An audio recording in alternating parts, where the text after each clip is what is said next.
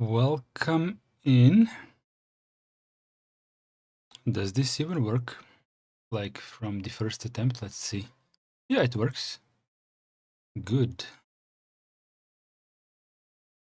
Pretty good. This Linux is cool. Like everything always works.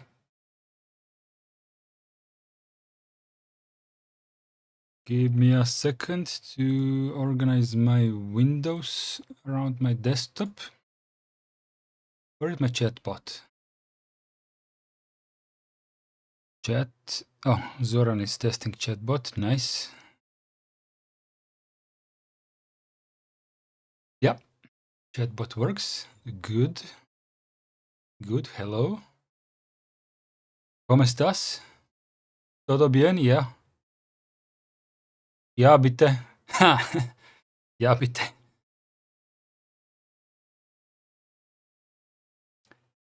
No tengo dinero.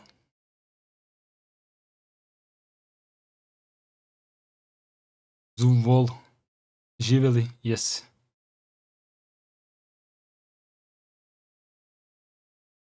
Vamos a la playa. Oh, oh, oh, oh, oh. Yes, I know that one.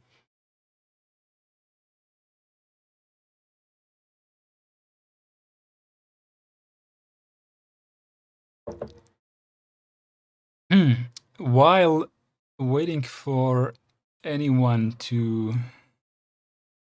Oh, that's the old URL. Let me change that quickly on the bot.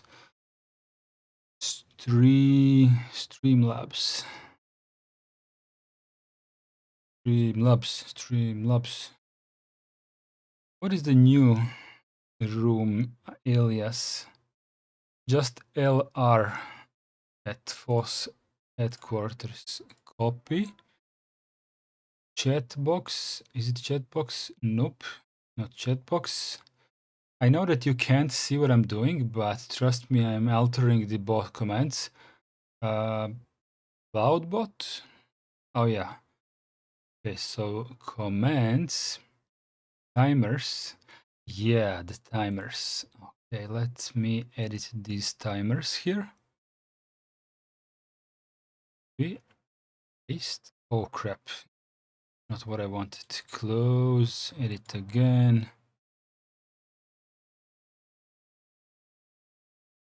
LR.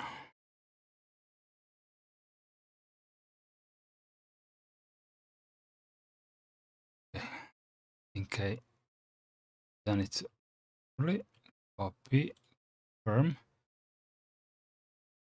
There we go. What about commands? Commands appear to be LR FOSS. Can you type the command exclamation mark matrix? I think it should be good. LPIC did not respond to you? Ah, now it did.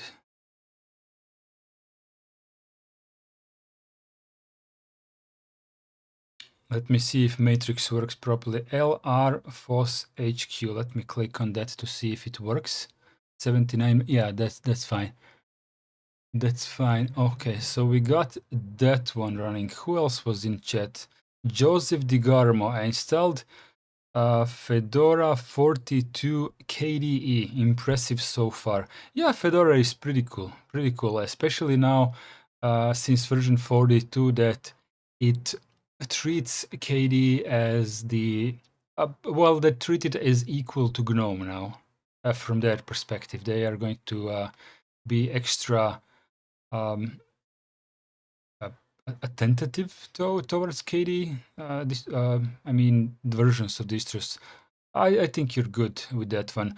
No one, hello back at you as well. Northern Chimp with a penguin, hello and welcome in. I was something else, sir? Nah, I have some other commands, but they are not important, like Streamlabs. I already closed it, but let me open it again. Cloudbot commands. I have exclamation mark YouTube uptime, although I don't think that uptime works. Tip, although I should change that one to coffee. It points to the Streamlabs. Quotes, timers.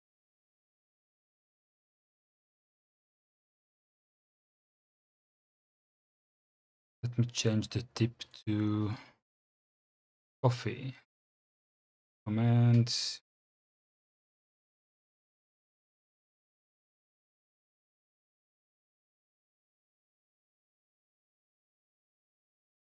Confirm. Okay, I changed the exclamation mark tip. I have exclamation mark SO.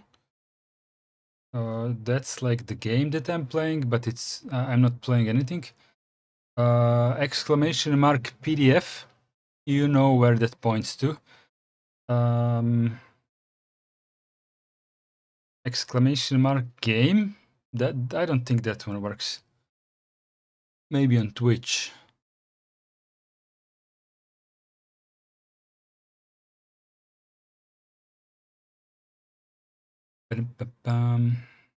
Yeah, it doesn't count uptime properly. Joseph says it takes some additional setup to install Fedora, including installing codecs from RPM Fusion. Yeah, other than that, it's a fine distro. Alexei is asking, am I asking about... You know what, Alexei? I'm gonna do just that. I'm gonna do exactly that.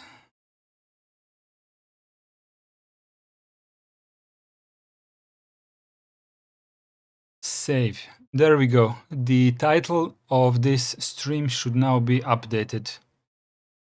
I don't know if you guys need to refresh anything or not, but the title is no longer GNU/Linux for today's stream. Let me go back to OBS to see what I am doing. What are the minimum requirements for Fedora? I guess depends on what you do with it.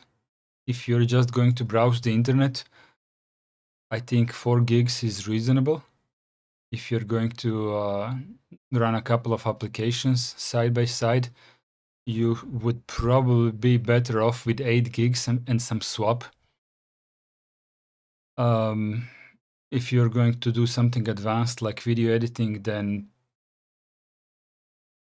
you know, it depends on what you do. The Linux itself doesn't really take much RAM. It will take like 100 megabytes or something like that. The Linux itself, not the desktop environment. And web browsers usually take quite a lot of RAM, pretty much all of them. You can, if you have low RAM, you can use, which browser was that? I think Florp has an option to put tabs to sleep. Also, Brave tells you which tabs use how much RAM. Not sure if Vivaldi can do that. I tried Brave web browser high performance, but it has crashing issues. Yeah, Brave is a little bit odd on Linux. Florp has GUI bugs on some websites. I didn't notice that, to be honest. I use Florp all the time. But I don't use Facebook, so I wouldn't know about that. Chrome is still the best in terms of performance and stability.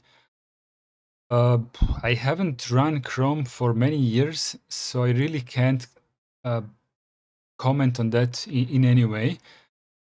For me, if you're fine with proprietary web browsers, overall I feel like Vivaldi is a really good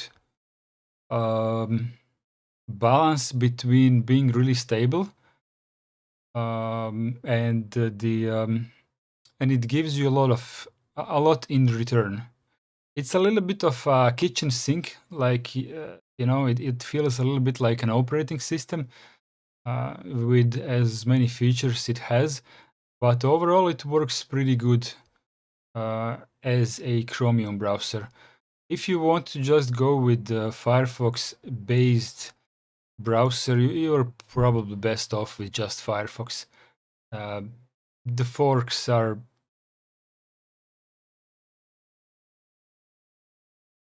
I don't know. All of the Firefox forks feel like just a bunch of settings applied, if that makes sense. Vivaldi's back sorry, best. Volak, the Volak says it's pretty good. It's pretty good.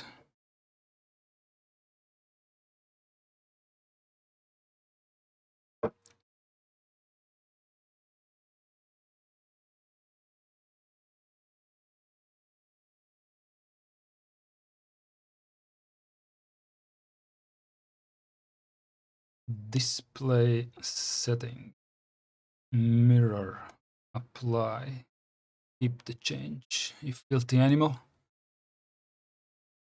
Florp is so much CPU consuming like Chrome. I did not notice that Florp behaves much different than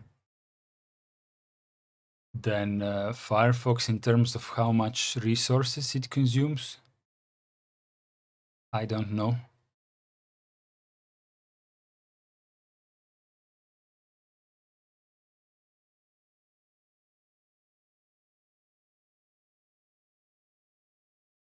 I have some issues with my laptop. I have installed a net install of Debian testing, like the latest snapshot or something, and then upgraded to Sid. And my Wi-Fi is not working. So let's try to fix that. As you guys came up with a topic, whatever you type in chat, I am willing to accept any and everything like of the topics in regards to whatever concerns the overall Linux ecosystem. Just start with anything that bothers you. I will answer your questions if I am able. If I'm not able, then someone in chat will surely come up with something, and we can make a topic out of anything you want. And while you're coming up with a topic, I'm just gonna try to fix my Wi-Fi here and see how it goes.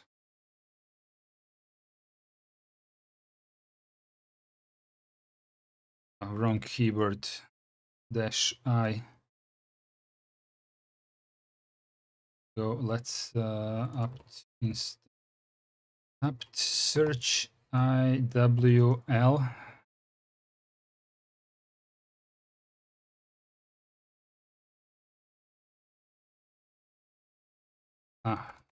Firmware. I think this should be. It's not installed. I installed firmware-linux or linux-firmware this morning. Obviously, it didn't pull this one. Oh, it's not the mouse that I'm looking for. Firmware Intel Mists unstable. Now binary firmware. Let's see if this works just like that.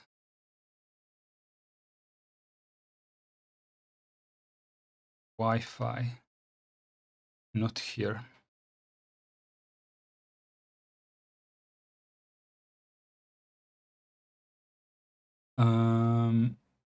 Oh damn, I don't have chat on this screen. Let me just fix that quickly.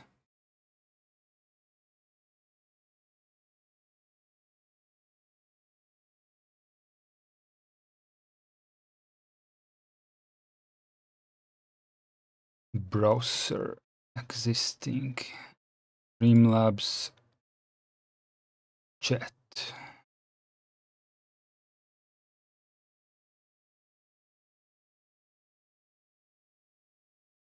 Should be okay.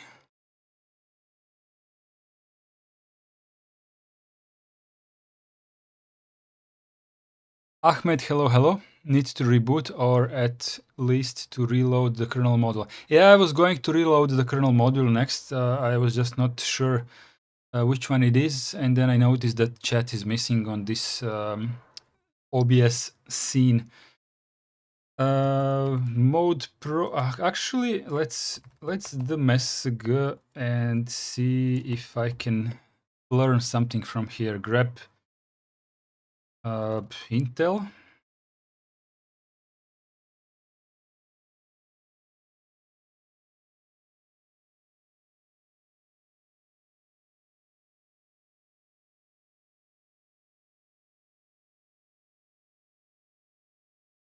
Mode probe.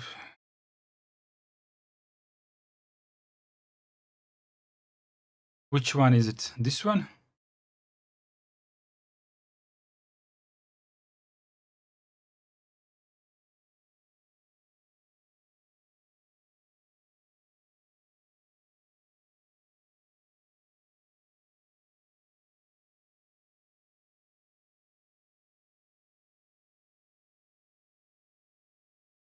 Not sure if I can do this really live without even logging out of the Gnome session, but we'll see. IVL3. I don't know. I'm just loading all of them to see if anything like changes. Or we'll see after reboot which one it is. Let's reboot the computer. Grep firmware. Also, your GNOME settings seem broken. Did you run? Yeah, I did run KDE.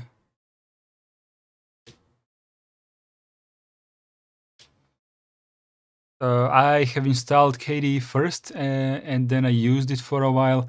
Then I have tried to purge everything KDE related. I'm not sure if I even removed everything. And I installed GNOME like an hour ago or something.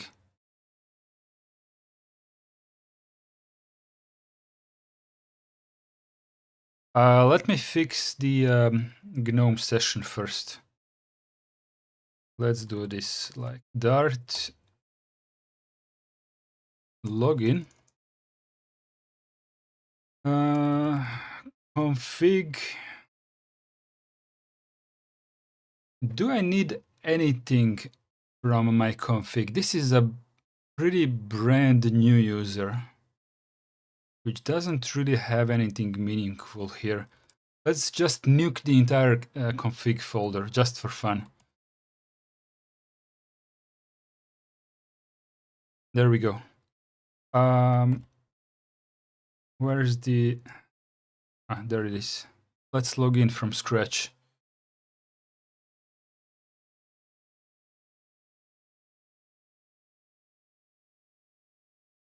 Skip the tour. I'm not sure what you have seen. It will reset all GNOME. Yeah, that's what I wanted. I'm not sure what you have seen to be incorrect about the theme. I didn't really notice anything, but let me know if it is fine now.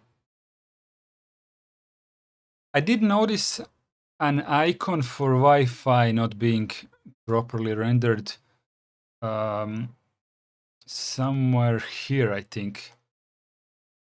Like Wi-Fi. When it said that Wi-Fi is not present, I think on the middle there was some weird icon. Was it that what you noticed? But yeah, now Wi-Fi works.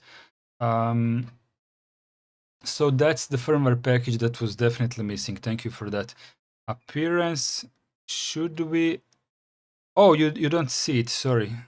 I need to mirror. I apologize. I was looking on my screen here, I didn't notice that it's not mirroring. But yeah, now let me show you everything that I just showed to my own self. So Wi-Fi obviously works. And when I went to settings and to Wi-Fi, there was some kind of an icon here that seemed slightly broken. Let me just quickly catch up if I can. Ubuntu, Joseph says Ubuntu 24 on KDE gets some things wrong. Time shift, Butterfile system snapshot crashed desktop. I have never used time shift, just Snapper, so I'm not even sure how that works. Plasma 6 causes some Flatpaks to not launch on Wayland. I have had one, but if some Flatpak apps don't launch on Wayland, it could be that this Flatpak application doesn't even support Wayland, at least not natively. So the way you can fix this, you can go to the what's the name of the Flatpak manager? Someone help me out. There is a program that manages Flatpak permissions. It's on the tip of my tongue, but I really can't remember all of the names. Guys, what's the name of the Flatpak permission manager?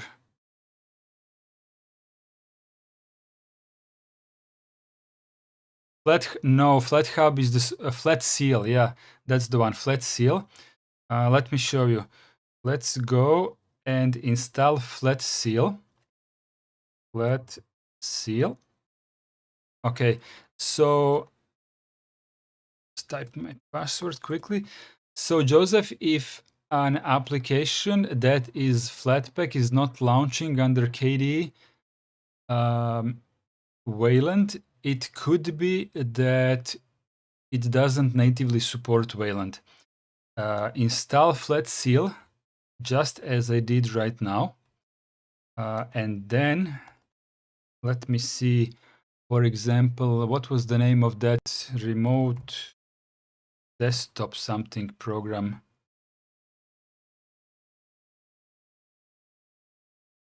Remote desktop. There was one remote desktop program that I know for sure doesn't support Wayland.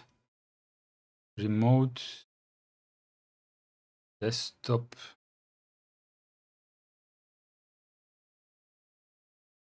I've actually never used FlatSeal. Yeah, I'm gonna show it to you. Let me just remember what is the name of the program. Let's use this one. Let's pin Firefox to dash so we can quickly use it later. Remote desktop programs for Linux. Cancel. Let's see here. Top 10 programs. Top 7 programs. Flatpak settings built in. If KDE can do that, fine. I'm just gonna show the way I know how to fix things. If it's fixable, even without FlatSeal, perfectly fine. But I only want to show what I know for sure that it will work. Let me just find the program that I was looking for. Remina, not that one. Someone give me a hint on what are some of the remote desktop programs out there available on Linux.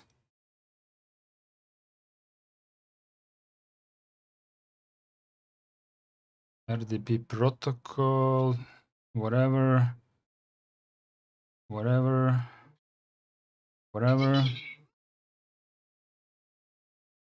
Hello? Da.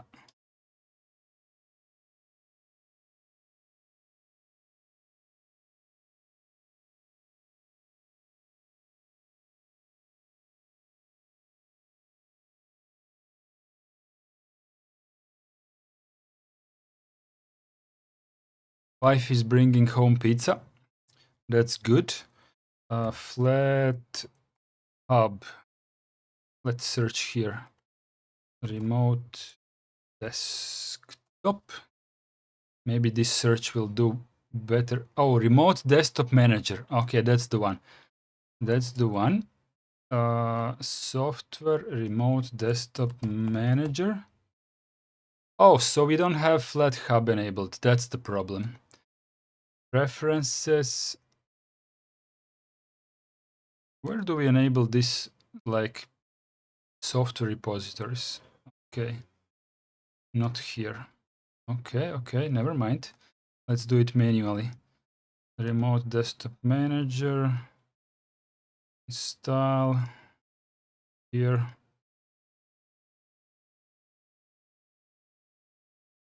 I'm now being stupid, as always.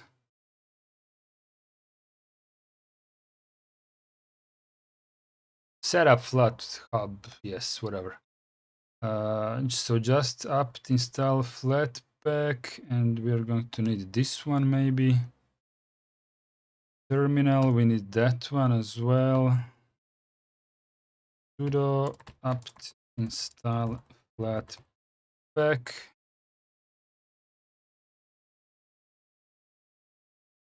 So that one is already installed. Let's paste this one. Okay, do we need anything more, like the repository? Edit. Although I think the software center can do that, but let's just do it this way.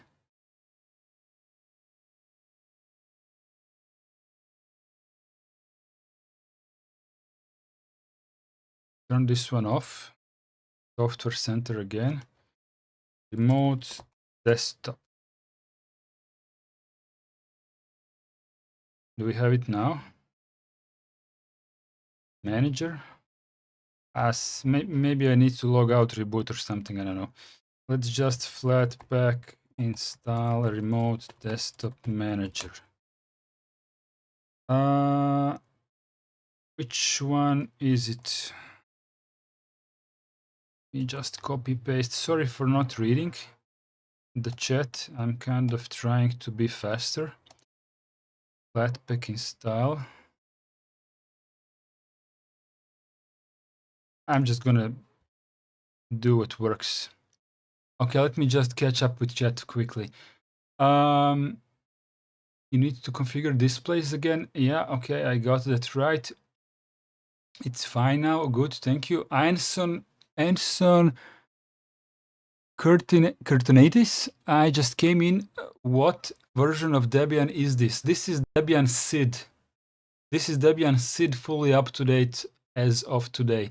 Apologies for not answering sooner, Anson. I just came in. Oh, you repeated the same question twice. Okay. No issues with most Flatpaks on Wayland in Fedora and Arch. Yeah, I understand that. Looks amazing, actually. What do you mean, Gnome? Anson, you mean Gnome looks amazing?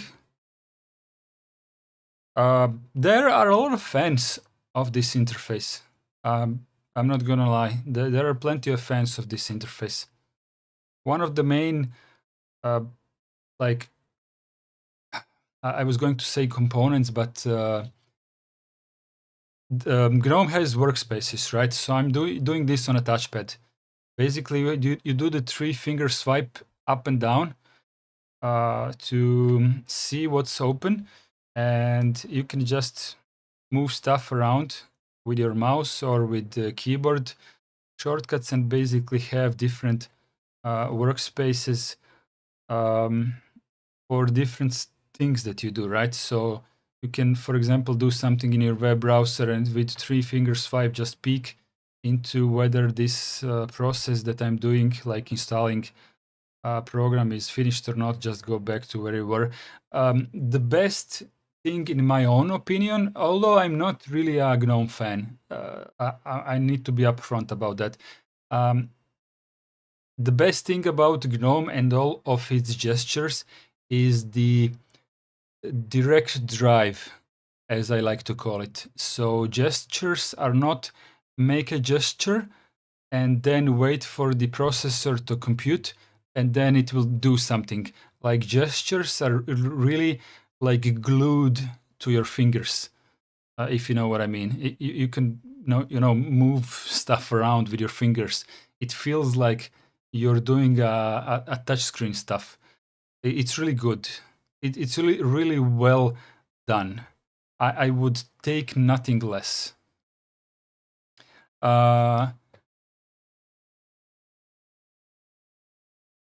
Joseph is asking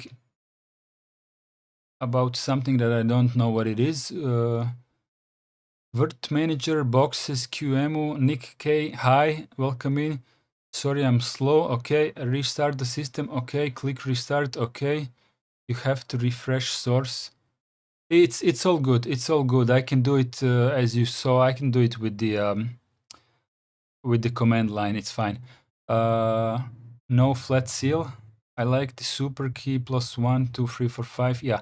Okay. So what I was going to do, I was going to start the remote desktop manager. It's not here. Okay, let's, I don't know, let's reboot it again. I don't think this is necessary, but maybe it's at least logging out of the Gnome session and logging back in will handle all of the Flatpak stuff. But let's give the system a chance to get its Flatpak shit together. At least once after initially setting it up.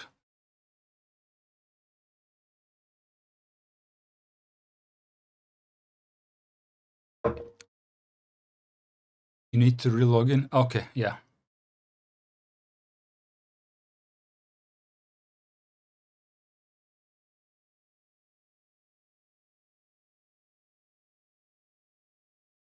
There we go. Hopefully my screens will be mirrored now. They appear to be so. Remote desktop. Okay, let's start remote desktop application. Okay, it works. I wasn't expecting it to work because it doesn't work on KDE. But apparently Gnome and KDE handle applications that don't support Wayland natively a little bit differently, and I'm not going to go into it right now because I don't understand the intricacies about this well enough. However, let me just move this away. Flat seal. So what I wanted to truly show you about Flat Seal. So on the left side, you're going to have a list of all of your Flatpak GUI applications. Good. And choose the application that it is not launching on KDE Wayland session, which you have already tested that it does launch on your KDE X11 session. Just go back to KDE Wayland session and find like these options here and check them. Just check these options and toggle them. Basically, you shouldn't have fallback to X11 enabled. Actually, I think Remote Desktop Manager application has altered their own permissions, because when the last time this application did not launch on my KDE Wayland, all three of these have been enabled. And I have just made it like X11 exclusively, and it just worked after that. So let's try to enable this again, just on purpose. Yeah. Remote desktop. And yeah, it's not launching anymore. That was the initial problem that I have had. So it's not about Gnome, as I thought a minute ago. It's about the settings. So this particular application was bundled out of the box with all of three of these settings applied. And with Flat Seal, I just disabled these two, and apparently they fixed it for themselves. So let's run it again. And now it's fine, right? So basically, the applications that are not Wayland native, you're just gonna go and play with these settings. As Alexei said maybe KDE has native support for toggling Flatpak permissions. If it does, great success. If it does not, download Flatseal and play with that.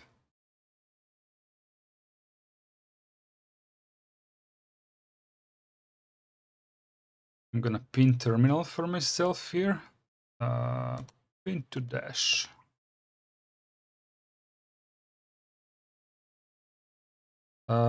Fast fetch, is it? I don't have that. Sudo apt install fast fetch.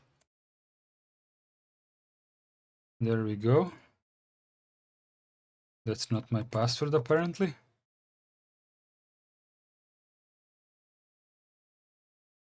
Fasty fetchy. Okay, the screen is too big. Let's do it again. What did I do? It's too big still. Ah, now it's fine. Clear. Fast fetch. Okay, now the size is fine. If the white theme is bothering you, I will switch to the dark one. Someone told me that they actually prefer the light theme on my stream, like it's being easier to read or something. It doesn't. I don't care. You can choose. All the Studio 45 sub.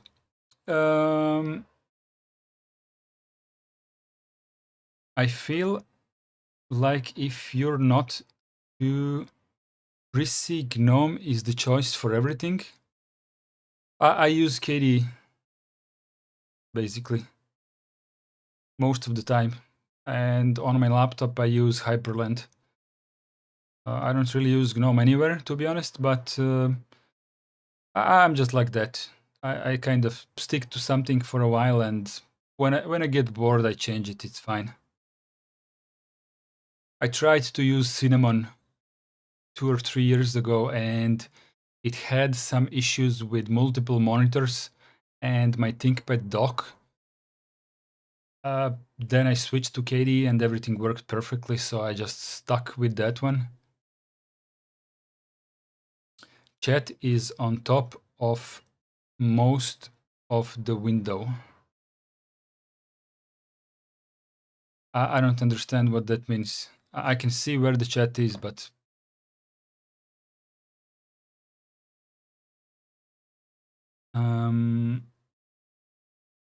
Anson says, yup, I need Flatseal. Okay, Joseph says, I don't need Flatseal on Fedora KDE since the permission settings module is already included in Plasma 6.3. Great, great. Anson, you're running Trixie? No, I'm running Sid, to be precise. This is Sid. It can be a bit confusing in regards to all three of the Debian versions are currently reporting to be Trixie. Both the unstable, the testing, and actually not the stable one, sorry. Just unstable and testing, both are reporting to be Trixie in the fast fetch, because it is what it is. That's how it works on Debian. But I am on unstable. Actually, I can show you. Got me type MC. I don't have MC. CD added up. I think I have. Yeah. Okay. Cut Debian sources. Can you see it here? Can you see that my only source is unstable? So that's what I'm using here. And unstable is called Sid.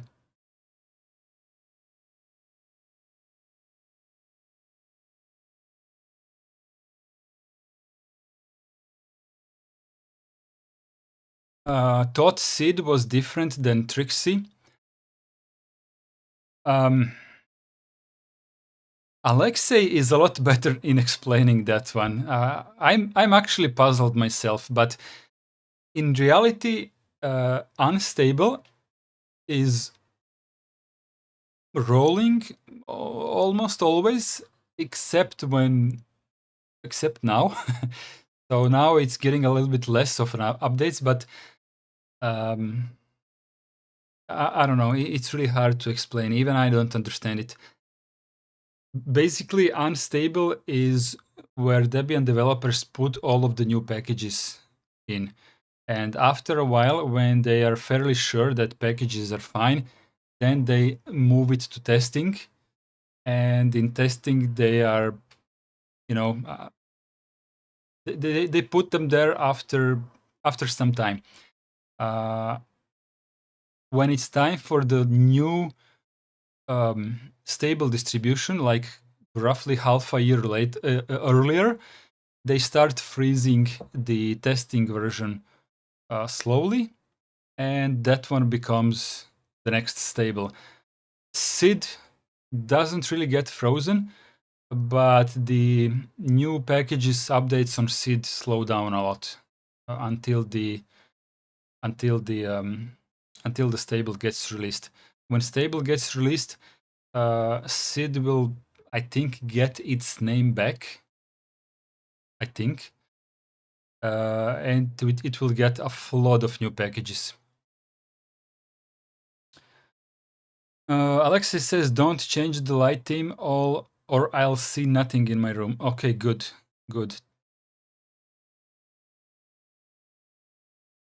It was on top when you were showing flat seal, but no biggie. Oh, sorry about that. I thought they froze everything. No, they freeze only the testing version.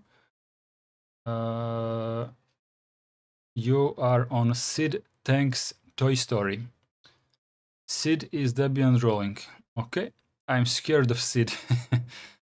I'm scared of Sid. Yeah, Sid is a bully. He's a bully. Joseph says, if you don't like rolling distros but want recent software, then try Fedora.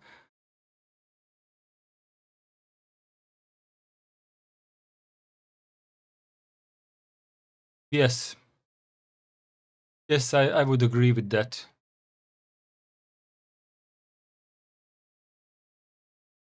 Probably gonna back to Trixie when it's unfrozen. It's not gonna be unfrozen, but quite the opposite. It's gonna be dead frozen in terms of features. Like the testing version is getting more and more frozen. But I know what you meant. But I'm just saying. Where is my browser? Let's look it up. Debian testing freeze hard freeze. Fedora Rawhide in particular. Fedora Rawhide is rolling.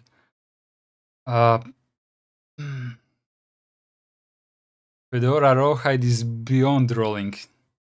It's like the bleeding edge from hell. It's a lot more bleeding edge than Arch Linux is. Release Debian.org.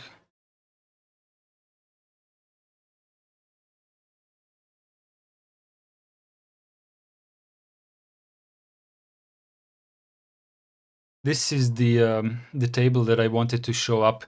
Okay, so how do we pronounce this in English? In Croatian, this is 15. But in US, you do it the upside down thing, like the what is it? January, February. What's the third one? March. So 15th of March. Like the toolchain freeze.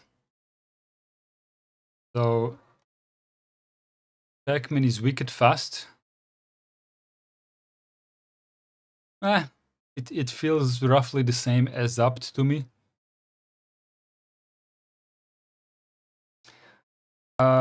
So a month after that, which already passed, they do the soft freeze, and the way they explain soft freeze is acceptable changes, only small targeted fixes. Migration delay 10 days. I believe this is like when you need to, as a developer, as a Debian package maintainer, if you want to put new versions of packages, you I suppose you need to give it like 10 days for your package to cook before they will accept it into the testing because of the soft freeze. None of these is acceptable anymore.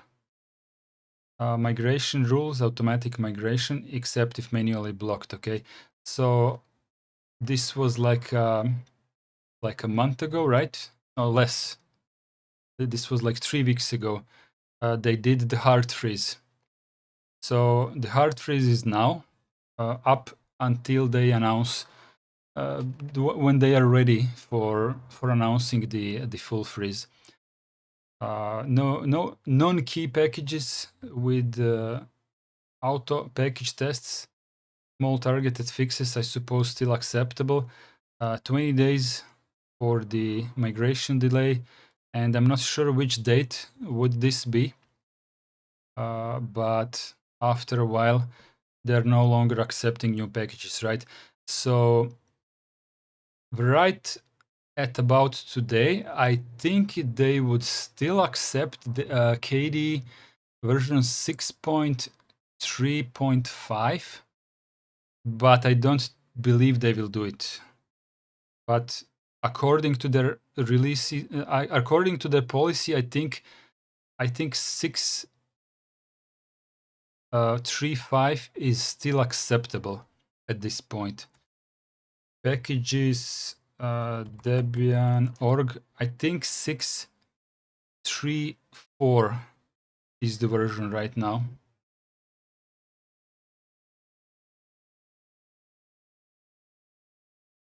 Let me check that one. Let's go to testing and type, I don't know, just KDE or Plasma. Plasma is better.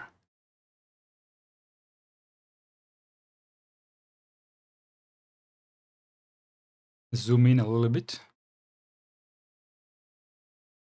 I often have some issues with some websites, not like this one, for example, like Debian packages. It's weird. And then I change to a different browser and it suddenly works. I don't know what's up.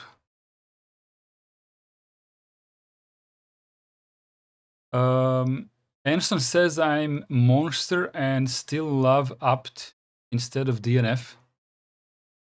Joseph said Pacman is wicked fast. Oh, did I read that already? Or I don't know. I'm skipping. Year, month, day, biggest, smallest unit of time. Okay, Debian 13 still has bugs on KDE which need to be fixed. Bugs on KDE which needs to be fixed. I don't think they care. I don't think they care about bugs being fixed. They care somewhat about security issues, but bugs, they will just leave them be for 2 years.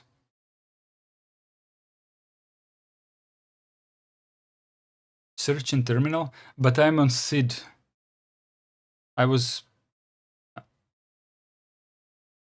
Debian and Gnome go together. apt search Plasma. So 6.3.5 is in unstable. How do I search in testing?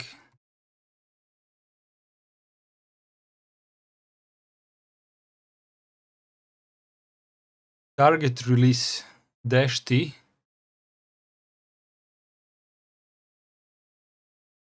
Search -t equals testing. The value testing is invalid. Not available in sources. I suppose that makes sense. Okay, let's be stupid for a moment. Sudo nano If Debian does not fix bugs on KDE, then I'm just gonna have to stick with Fedora or Arch going forward. Fedora doesn't fix bugs on KDE either. They do update KDE to the latest version, so the bugs get, you know, bugs get fixed and the new bugs come in. So what can you do? If it's in testing, it will probably migrate in a week or two. Let me just do something stupid here and change this to testing. Okay, sudo apt update.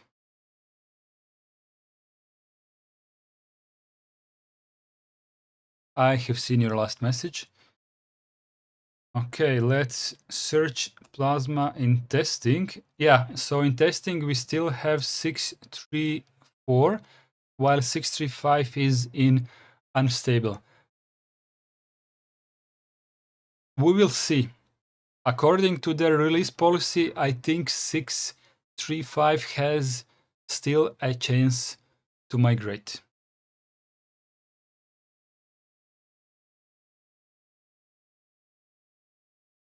I was going to type unstable. Okay, let's update it again. So I do that properly.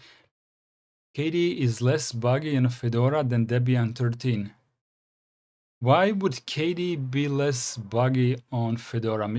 Because you think that they are treating it like a first-class citizen now, or what do you mean? Where is your security sources? Anson asks. There are no security sources on Unstable. They don't exist.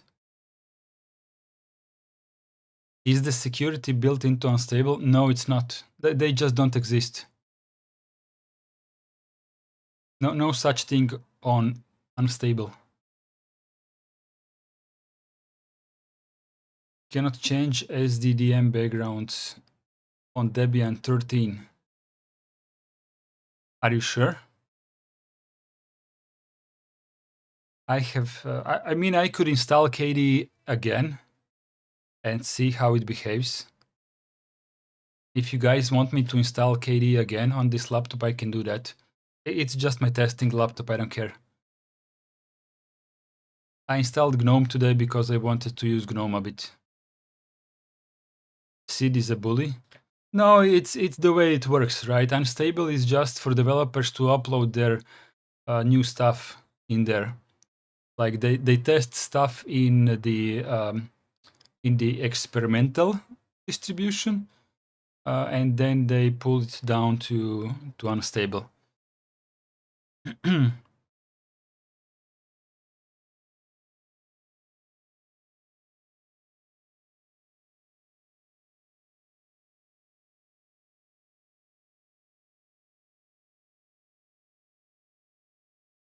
Did I not pull apt from experimental? I think I did.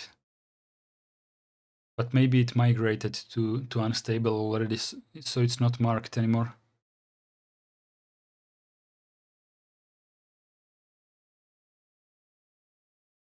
The problem is you're on Sid.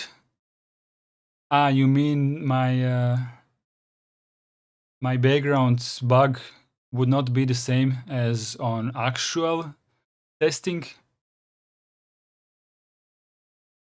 Don't get me wrong, I like Arch, but it's not my cup of tea. Yeah, that's fine. Let me see what's on this USB stick. You don't have experimental enabled. Right now, no.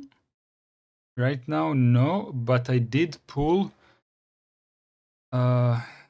Was it this? Oh no! Sorry. It was my virtual machine. Sorry. I had it in my virtual machine.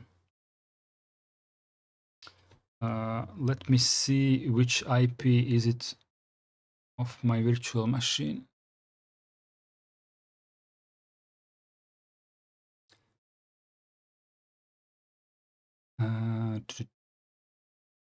lpig demo. Oh, that's the demo, right? So that's the IP 206.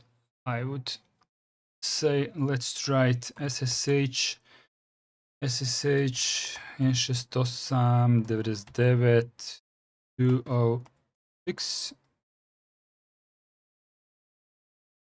Is it?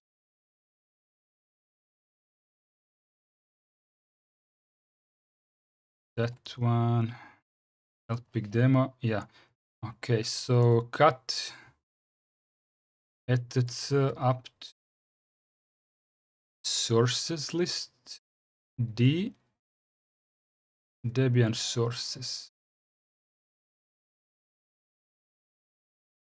Okay, so on this machine I was testing the new apt version. dpkg -- list grep apt. Okay, so it was 3.1 version. Okay. It's also not marked in any kind of differently here. I forgot how this works. How it marks the experimental packages.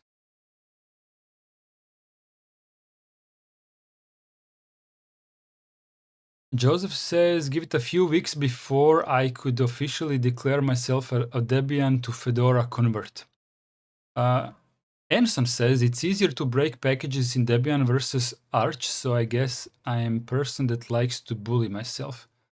You can do apt policy apt, by the way.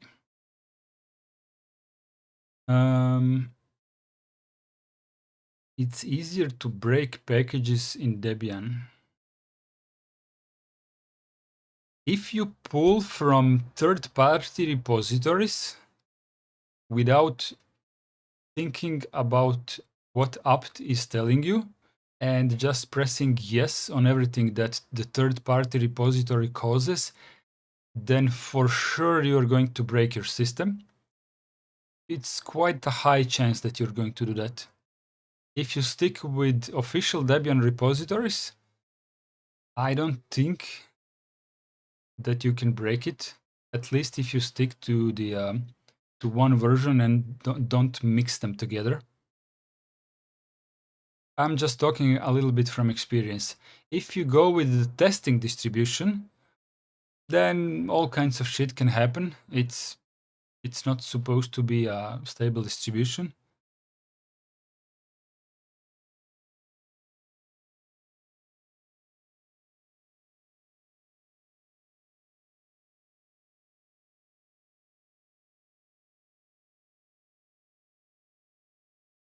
Pacman hardly checks for dependencies at all. That's why partial upgrades are unsupported, not an issue in Debian. That actually is very accurate. I haven't updated my Arch Linux for roughly 1 month, and then I typed the well-known operating system upgrade command with Pacman, and it broke. It didn't recognize certificates from the package maintainers. I don't really remember what exactly was obsolete. It's not the exact case that Alexei is describing, but it simply did no longer want to upgrade. It was an easy fix, to be frank, but I did have to learn how to do it. Basically, I have had to learn how to pull the latest signatures for the developers and then just retry the upgrade. Then it worked. But simply by not running a full system upgrade for a full month, the system could no longer keep up with everything that happened in between.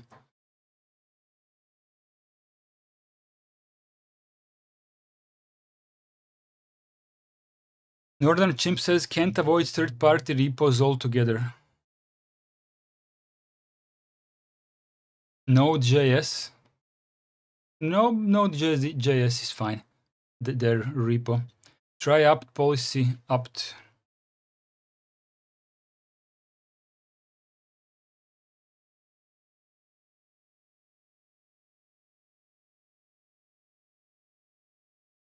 Installed from experimental and 3 of 2 being in unstable. Yeah. Okay.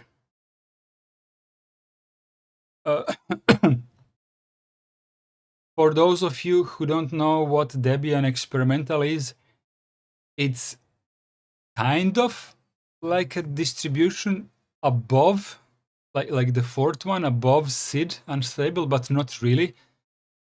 It's just some of the packages, not all of them.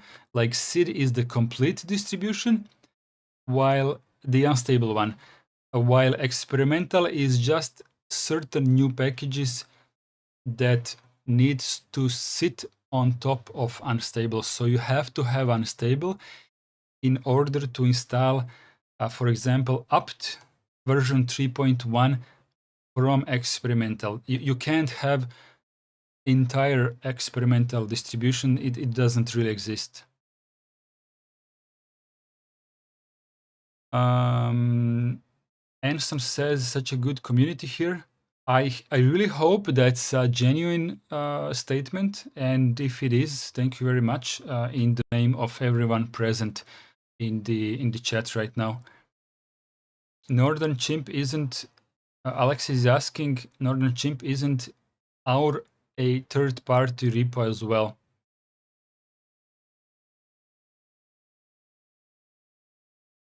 In most cases, you can use Flatpaks instead of third-party Debian packages.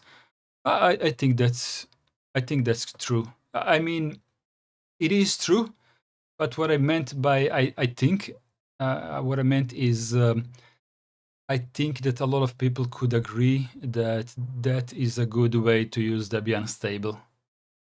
It's a nice mix and match of the like a really stable core with all of the security updates that you can get from Debian stable, along with the new applications on your desktop. Einstein says it's genuinely genuine. Thank you. Alexis says, true, it's a good community indeed. I am the only asshole here. I disagree with this. The only reason why Alexei is pretending to be an asshole is because I have told him that every time when he feels like doing something sarcastic, he should omit ending his sarcasm with /s, because in my own opinion, putting /s at the end of sarcasm kind of ruins the fun. I like to guess. Personally, I like to guess when there is some sarcasm and when someone is being legit.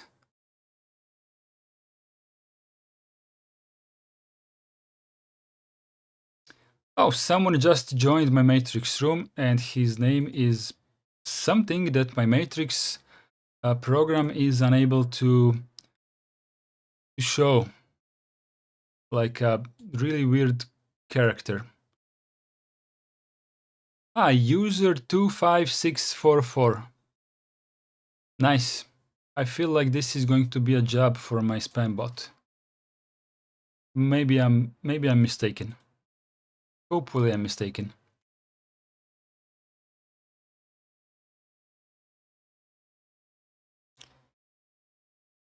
Let me just switch to my right monitor quick. Oh, sorry. Oh. Damn.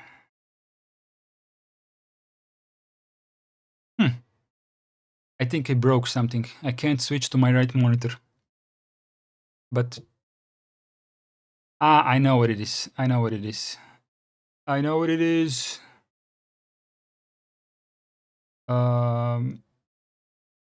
HDMI capture.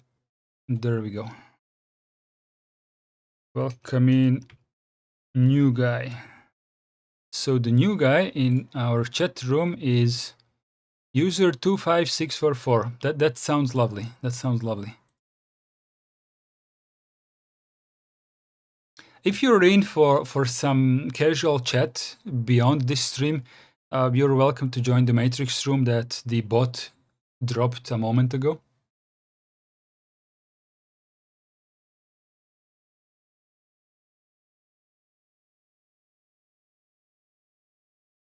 Anson says, I wish I didn't try Rocky Linux last week. Third acceleration could not work for all of my efforts. Do you really need 3D acceleration on Rocky Linux? Like honestly? I mean, what, maybe the better question is what for do you need 3D acceleration for? Like, is it for I don't know, large language models, or maybe for what's the name of the image generator, the open source one? I forgot. I haven't used it for quite a long time.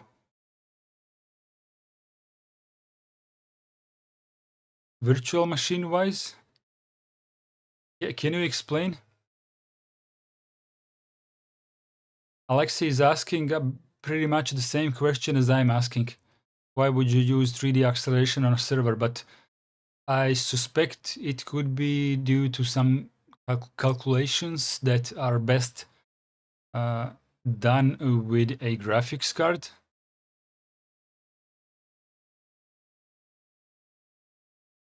Northern Chimp is asking whether I meant anti-spam bot. Let's call it a spam bot. But yeah, I meant anti-spam. Laggy Spice was angry with it. I don't understand. I don't understand. We don't see the chat. Oh, crap. No chat again.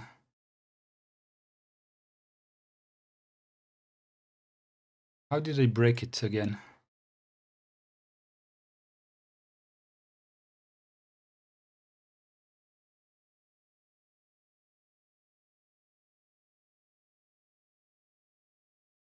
I don't know how I keep breaking up this OBS. I restored it, but it's a little bit on the weird side.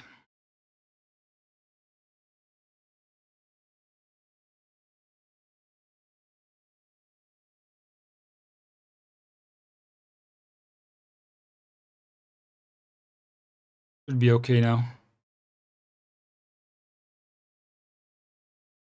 Maybe I should move my camera a little bit, but it doesn't snap to where my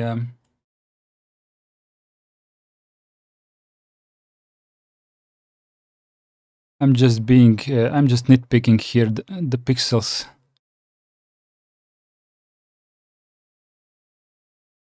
Is it good now? I think it's good. I think it's good. The version of QEMU didn't support acceleration. And my PC just with pass-through was laggy pile, went to Fedora 42. But what do you do with the pass-through? I mean, do you play video games, or I mean, when you say laggy, that smells like video games, because all of the GPU compute stuff usually don't care about lag.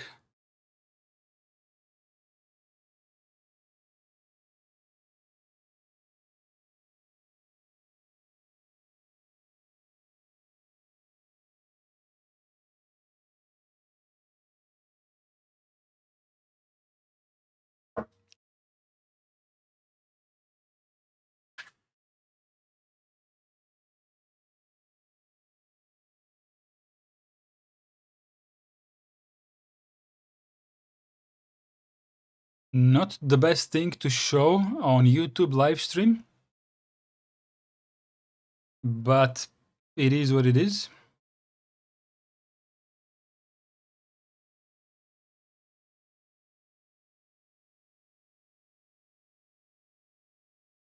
Testing emulators, so kinda, yeah. What both Alexei and I was thinking about when you said Rocky Linux. Rocky Linux is basically Red Hat Enterprise Linux, but the the freed version. It's a bug for bug copy of Red Hat Enterprise Linux. So it is designed for servers, and you're going to have a server time with it.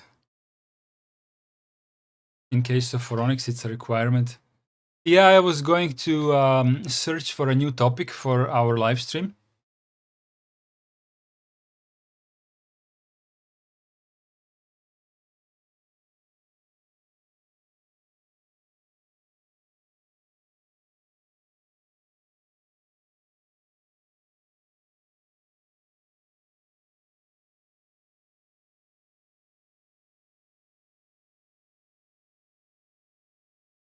I need to open the door. Give me a sec.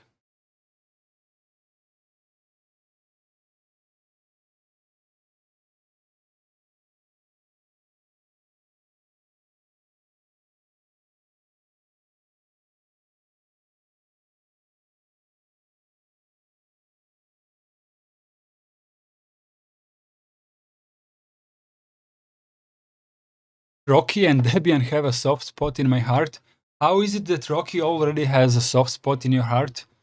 It's rather new. I mean, relatively new. Fedora is the upstream community version of Red Hat Enterprise Linux. Actually, Fedora is the upstream community version of CentOS Stream, I think, and CentOS Stream is the upstream version of Red Hat Enterprise Linux, and then Red Hat Enterprise Linux is Rocky Linux, like a carbon copy. The RHEL is good. It reminded me of Debian. I like the end of life cycle. Okay. But I mean the reason for Rocky to exist is to give everyone in the world Red Hat Enterprise Linux for free, no licensing involved. I mean, at least not the Red Hat licenses, right?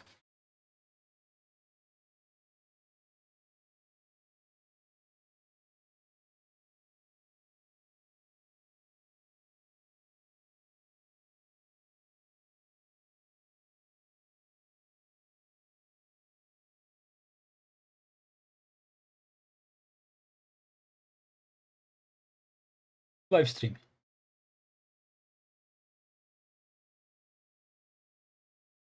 Qualcomm Snapdragon X1 Elite. How do you read this? Is it C-lang or lang? Because for me this is slang. Box 64 brings better AVX handling. The performance gains brought by Linux 615 Plus and Mesa 25.2 for AMD Strix Halo. AMD's kernel compute driver can now be enabled on RISC V. Olaf? Klang? Klang? Yeah, Klang sounds good. Sounds German. I think that's how you pronounce it. For me, it's Klang. Meh. More KVM changes merged.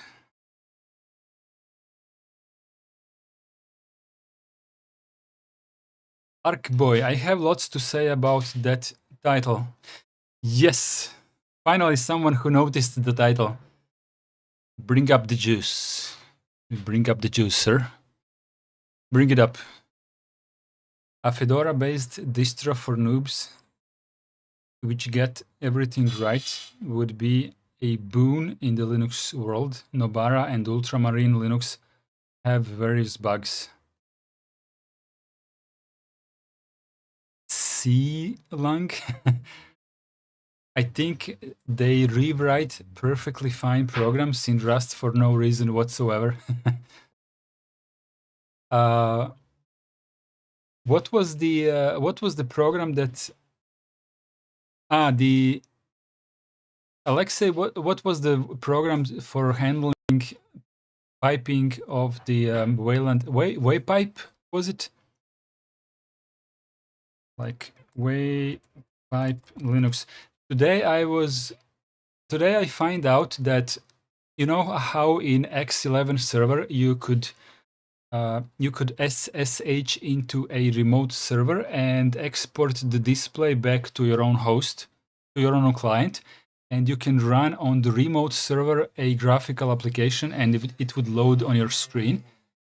You can't do that on Wayland. But today I find out that you kind of can if you do it with WayPipe. Let me just open up a couple of these. So you have to install WayPipe, correct? Where was it?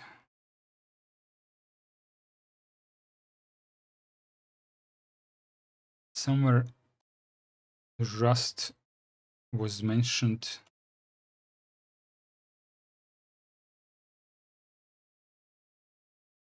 There we go.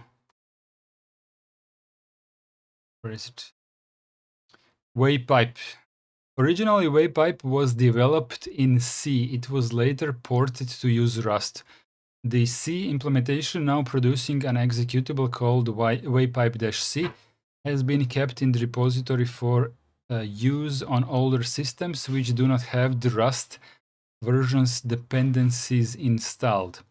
WayPipe-C also includes some features like reconnection supports dropped in later versions. I meant nothing in particular with this example here, but I was discussing in my Matrix chat room today that in the recent times, I feel like every day something about Rust is jumping out of headlines. It feels a little bit like second coming of Jesus in programming languages. And mind you, I'm not a programmer. I just see the titles. Like previously, I would read Linux news titles as something like, let me go back to Phoronix. Previously, titles would be like, I don't know, Linux delivering some additional changes. FreeBSD developers deciding to do something. Now I'm genuinely reading this. But every couple of lines, some of the titles have Rust in the name, like Rust-based program is doing something. For example, I don't know, making 25. Okay, this is self-promo. Canonical finally phasing out Bazaar. Cache file system lands. This is fine. PEX making big improvements. Rust-based Redux operating system. That's what I'm talking about, right? So Redux operating system is good. I mean, the guy who is making it and his community, it's a good project. But I wouldn't say that I feel attacked, but that would be a dumb thing to say. But as a user or as a potential user, please make me interested into using your operating system. Like, sell it to me. Like, Redux OS begins implementing X11 support. And what I see here is Rust-based operating system does something, but generally we just want you to tell you that it's Rust-based. And then I don't even read the rest of the title because I get a little bit annoyed. Does this make sense to you?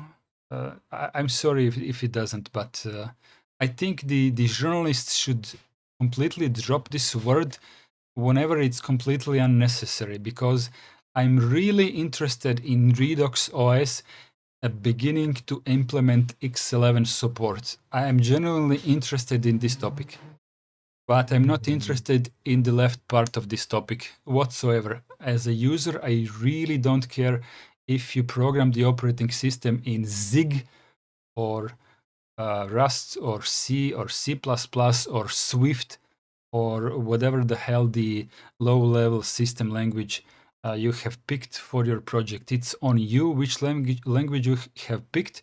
It's on you to be good at your programming language, and it's on you to make your software be as security focused and as bugs free as possible. And the language that you're using, I really don't care. I really don't care. It's on you to advertise maybe on GitHub to your programmer peers that you are working in Rust because you want to another contributors to contribute to your project, which is of course open for all of the other contributors that know that the language that you have picked. But generally for the end user, am I talking too much? Let's skip to another topic. This is getting ridiculous. Let me catch up with some chat. Let's test WayPipe. Alexei says, "Yeah, let's do that. Let's test WayPipe."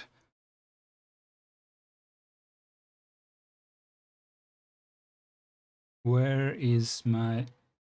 Okay, let's. I don't know. Let's make it not full screen. Cache OS is best for noobs, Anderson says. Okay, Ubuntu might go all Rust, Joseph says. I don't think they can do that. They depend on the kernel, which is Linux, that is like 99% written in C. It's a bit difficult to go all in Rust if you're not actually making your operating system, but someone else is making your kernel. Anderson says never gave that one a go. Cache OS. Arch based for noobs. Such things are prohibited by Geneva Conventions. Handy Y Yo. Welcome in. The C++ committee shouldn't have dragged their feet for so long, and now we have all living in this Rustacean world. Handy Vio, I'm a beginner programmer, as in I'm not really programming anything. I'm just learning for my own fun and for my own development. Okay, just so you can put me somewhere on a scale from 1 to 10. I'm 1. Okay, and like a year or something ago, I was researching for myself which programming language would be good to pick as my first one to start building some building blocks and start understanding how things are happening. And it generally felt as a good idea to go with a lower level language, like something that would teach me how the memory works, how things are happening under the hood and stuff like that. That's why I didn't want to start with Python and stuff like that. And it doesn't really matter if I stick with a low-level language in the long run. I just want to start from bottom up. That's what I'm saying. And I was kind of picking up between C, C++, Rust. Rust felt actually really good to me, like genuinely really good, because it felt like everyone is jumping in on it these days. And if everyone is jumping in on it, then it must be good, right? And like a good investment into the future. I kind of started getting some information from the Rust webpage of their. I haven't been on that webpage for a long time. Rust language. They have some kind of a main web page. Is it this one? I don't remember anymore.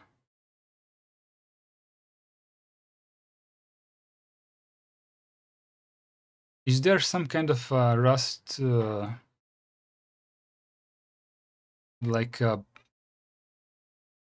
company that handles it or something like that?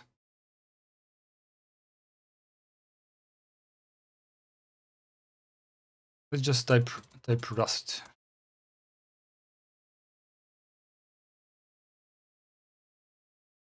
I guess this is the web page. I just forgot. Anyways, from this page, I think it was this one. I kind of branched out to all kinds of links that led me to different communities that talk about Rust and different projects that are Rust based, and like the general sense of spreading out into all kinds of directions and finding out if this feels right for me. And I'd rather not put what I felt on the live stream, but suffice to say that while Rust kind of was a little bit ahead in my head as a choice, after a little bit of research, it kind of shifted. Like, I don't know, C went to 99% and Rust went to let's do it later. And I don't know. I mean, when good developers make their software, they usually advertise their software as, I have made this software, the name of my software is whatever, and my software is best being used for this and that. That's how it has always been.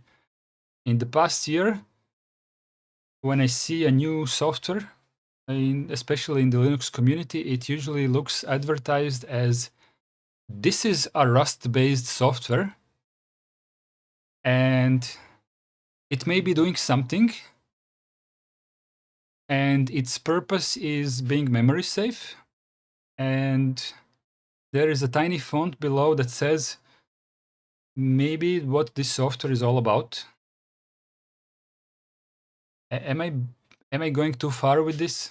Like, maybe I'm being very subjective on this. I'm inviting all of you in chat to give your own opinion on this, and it's all good and fine.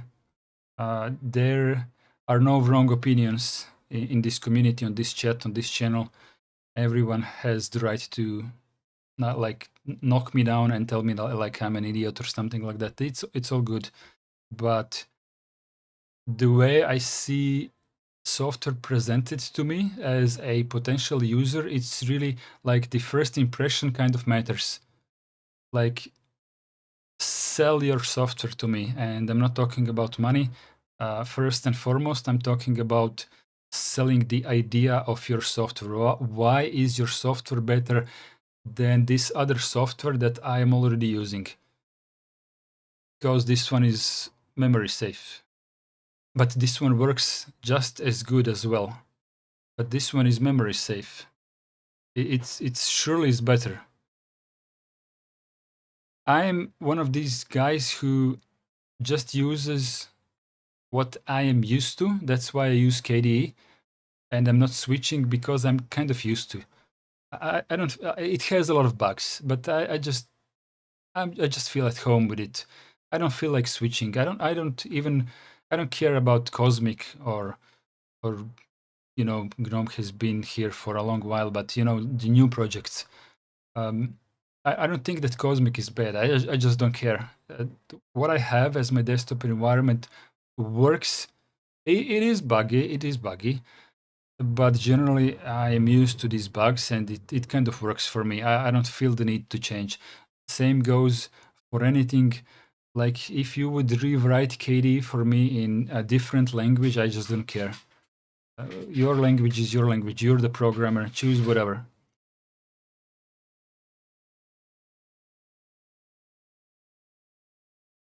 You hardly need the command line on Garuda Linux since everything is automated through GUI controlled panel. Okay, React OS. I use Void Linux, pretty unique distro. Yeah, I was going to try Void soon. I did not do that yet.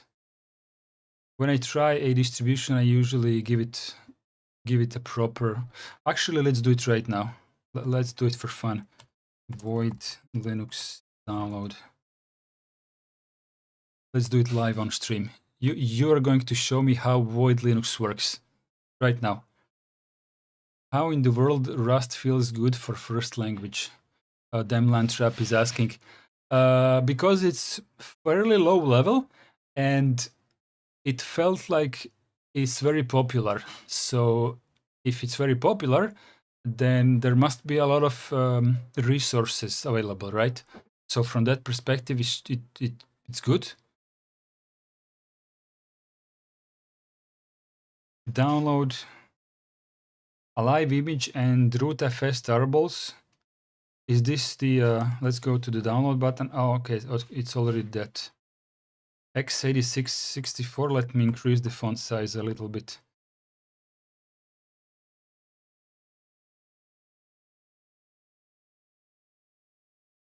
To install the package for desktop environment, don't choose install from network.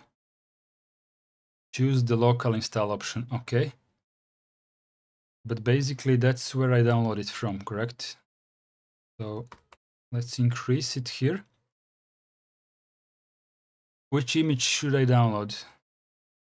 Arch64, this is ARM. This is ARM as well. This is the old Intel. Asahi for Macs. x86-64. Void x86-64, the one at the end. Is that the one that I am supposed to download? Let me check once again. I suppose that's the one. So I have Void Live and Void x86-64. I don't know. 46 megabytes. Is that all?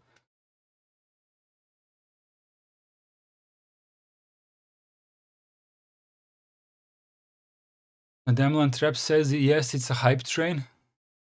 We'll see in 10 years where it goes from there. Rust has a very cult-like movement to it. Yes, but if you cut off this part, which is fairly irrelevant, like I really don't care.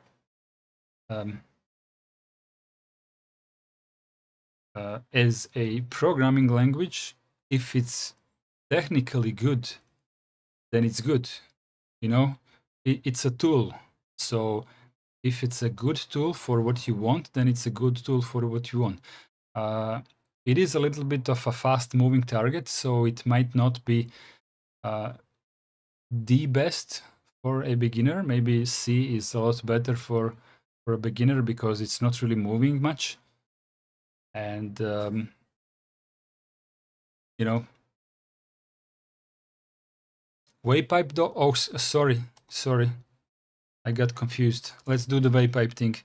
Sudo apt install WayPipe.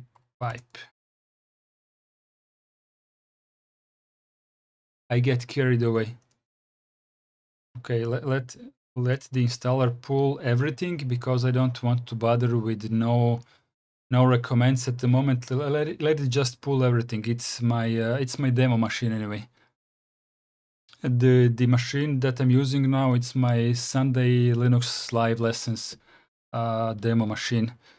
If you care about learning Linux, LPIC, you can go to the URL which my chatbot will type in a second. So go ahead and click the playlist. Roughly 10 to 15 of us, depending on the mood, are doing Linux lessons every Sunday. It's quite fun.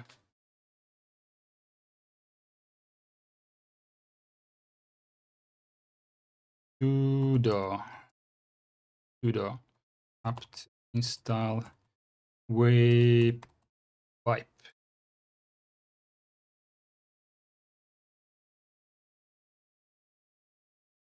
That one is installed. Let's go to the remote server now. Let's install apt install Emacs. Sudo exclamation mark because I forgot sudo.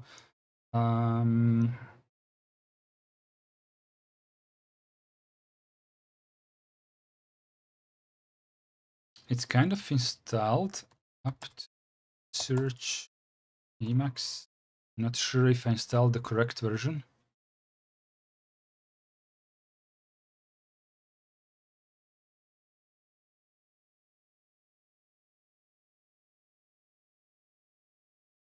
There is Emacs that's not GUI.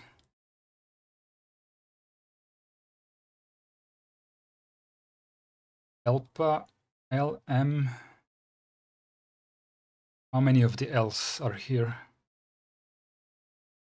Elpa. We're going to test the remote connection to the via SSH to a remote server, and then we're going to pull a graphical application from a remote server onto our local screen. That's the test.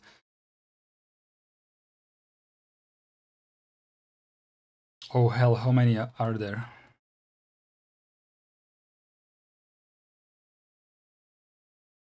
Emacs. Emacs.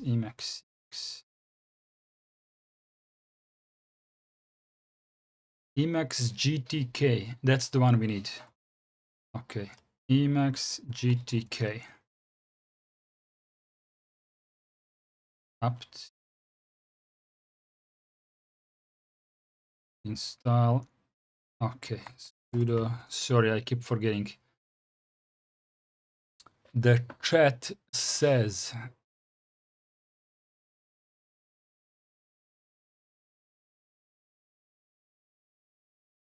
Joseph is asking if Cosmic is a cult. No, Cosmic is not a cult. Cosmic is just a project of a company called System 76. And I think roughly a couple of people are working on it. Programmers, right? So you can't assemble a cult of just a couple of people that work in a company. So technically that should be not possible, I think. Handy while, but the C and C++ communities haven't done much to help new users or programmers to build more secure software.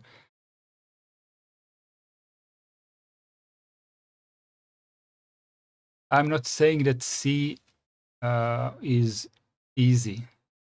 It is easy to get started with, but hard to master. That's the problem. I've seen many times devs saying they wrote it in Rust as first feature. Who cares if it's usable and all that, but it's written in Rust, Alexis says. I think it would do good for the future of Rust language if people would stop culting about it and just get the job done. Like, sell me your program that works well. Don't write anywhere except on GitHub that it is written in this or that language. Just don't advertise that.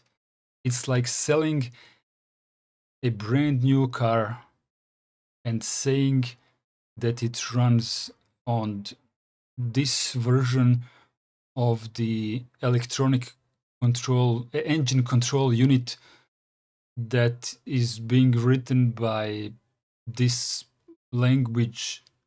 No. Just give me my Porsche. Just give me my Porsche and I want to drive it. I don't care what the engine control unit is written with. It must work.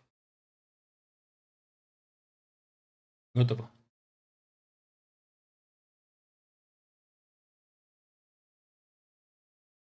Smijem tu? Da.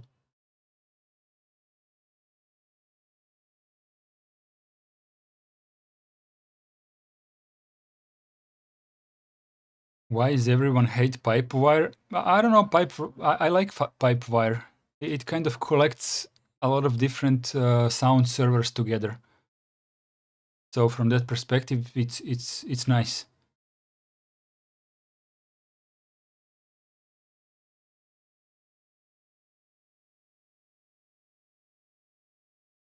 Timely, welcome in. I feel weird being here as I use Mac Mini.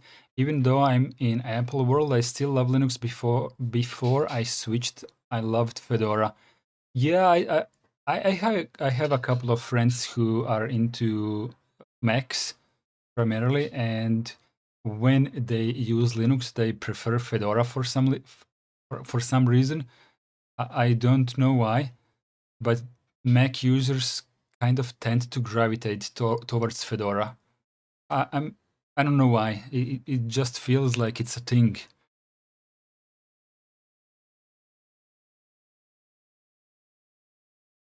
But welcome in, welcome in. If you have any questions and something that you want to talk about, I'm talking to the Mac guy. Just go ahead and type in chat. There was an Emacs pgtk package which said something about Wayland support. I don't think that's the case anymore. Oh, maybe it is. Sorry about that. I swapped it now. Cosmic is nice representation of Rust power. It's showing Rust can make things, but also that Rust has problems like every other programming language. And also my main one is human factor. Yeah, Cosmic apparently had some memory leaks, and it was using quite a lot of RAM. So I'm not sure if they fixed it, but bugs are bugs.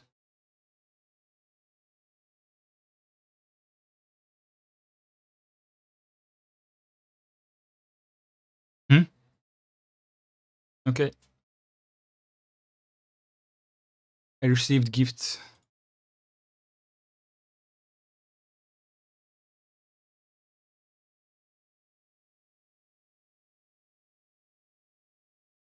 Can I do this on stream? Or maybe I should kill the camera.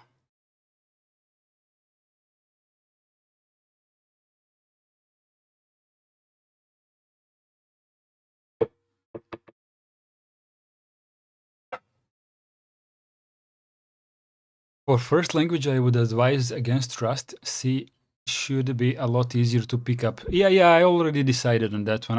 I already started learning, so it's a long way behind me. All good. Maybe Fedora because Fedora provides clean GNOME and GNOME has some clues from macOS. That could be it. Yeah, Fedora has virtualization built in too with boxes. Are you sure? I mean, boxes is a front end for KVM and QEMU, so I think it's built into every normal Linux distribution. Boxes is not really a virtualization platform. It's just a front end.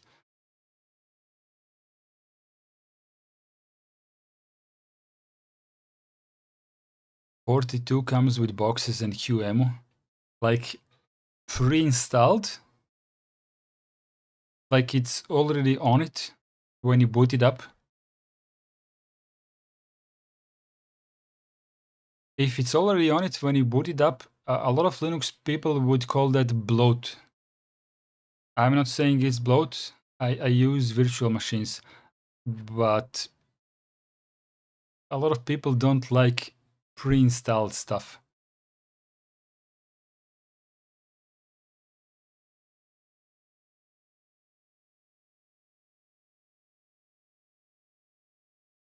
Let's see how this works. Okay, WayPipe, SSH. Okay, so basically that's the command.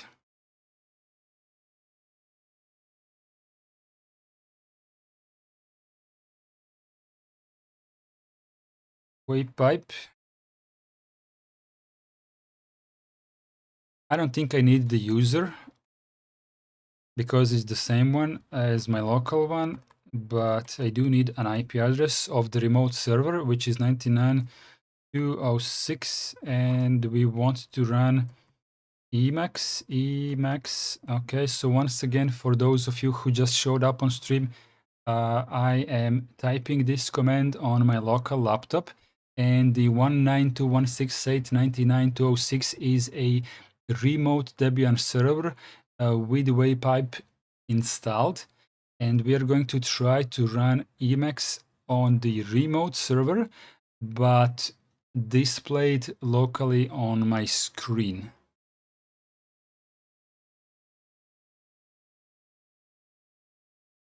Voila, there we go. It works. It works, and let's just hide it for a second here, like on the right side. If we go here, you can see it says lpig demo. So if I show you the IP address here, you will see this is the remote server I am talking about. And if we do htop here, we might be able to see Emacs, but it's not using enough resources to show up on top. So let's just go ps grep Emacs. There we go. So you can see that Emacs is running via WayPipe through the SSH session. I genuinely didn't know that WayPipe existed, and I was kind of mourning my X forwarding ability from X11 that I previously used, and I still use it pretty much at work. And the way I use it, I use Xorg on my work laptop, so I still don't really miss it because I can use it. But this is good to know that I can actually switch to Wayland for these kinds of things. There are a couple of more things that keep me on X11 on my work laptop. There is at least one application that I need for work which doesn't function on Wayland. It's about screen recording.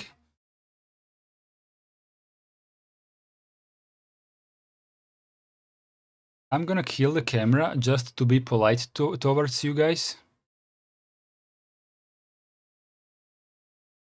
Because I'm going to grab some pizza.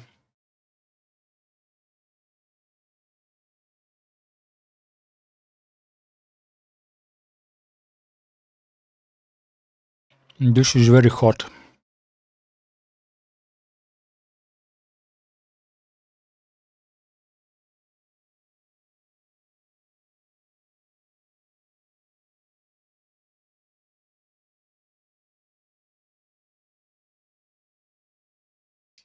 How is the performance? It's supposed to be really good at compression.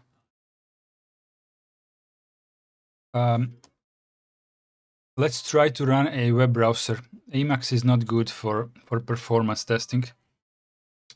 Let me go ahead here. Actually, we need Firefox first.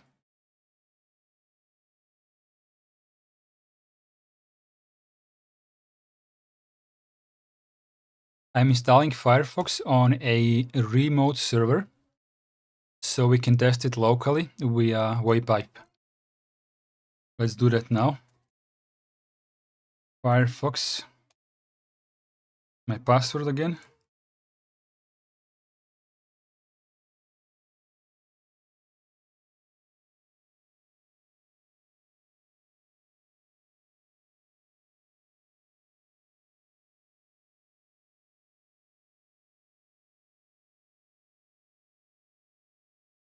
There we go, youtube.com. What? Can someone explain what just happened?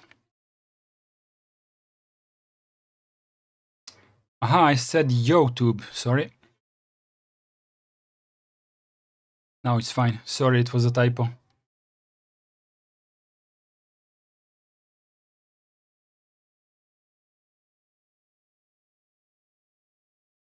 Essential software first. You can't have a web browser without this plugin.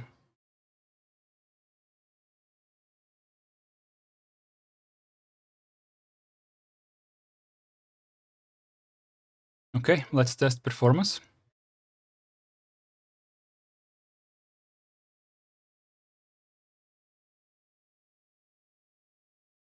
I don't want sound right now.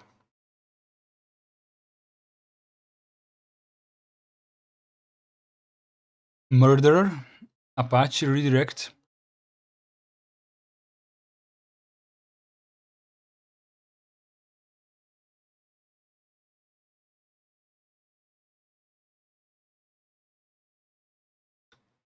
I wouldn't say that it feels entirely native, but it feels really good. I can feel that something is missing from the image fidelity, but it's really hard to tell. Ah, okay, now it's lagging a bit. Yeah, now it's lagging. This is no longer 30 FPS. Yeah, okay, so bigger screen means bigger issues. Okay, so like if half a screen is refreshing, then it's generally fine. Let's pop the video out. Now it's good. Okay, now it feels like 30 FPS. I suppose if a lot of stuff is changing, I don't think that I don't think that full screen will work properly unless you tune the options to make it lower quality or something. Yeah, it kind of started skipping frames on the full screen, but the sharpness of everything else is excellent. The fonts look like native. Scrolling is good. Scrolling is good, not perfect, but I can handle this. I can handle it. It's not annoying. It has a little bit of lag behind my touchpad gesture.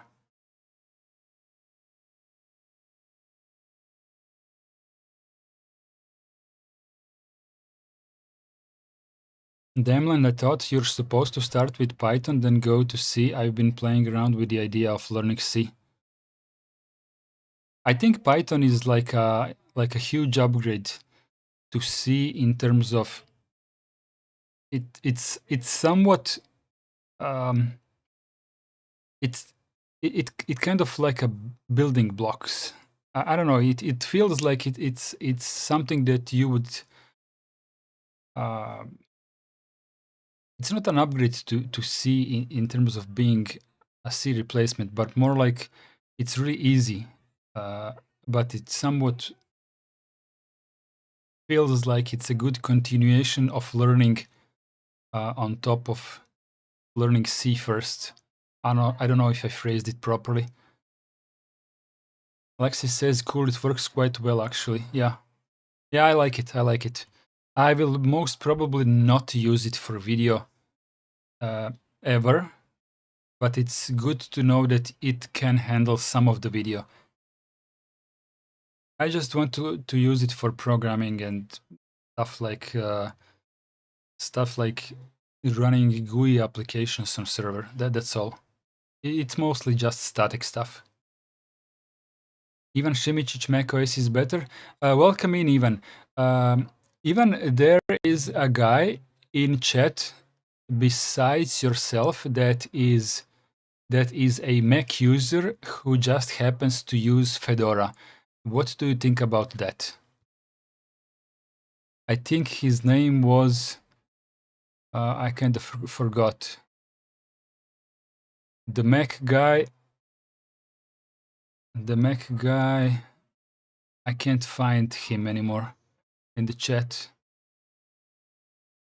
Mac guy, please type something in chat again because I really forgot your name.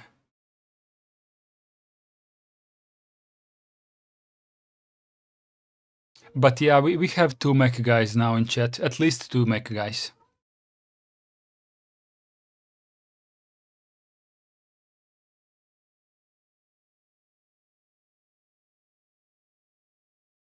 Stream has corded and become total rust.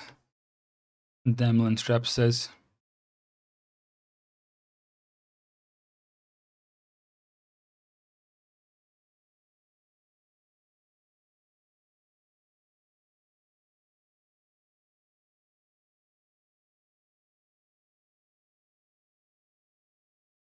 Attached buffer no longer exists. Funny.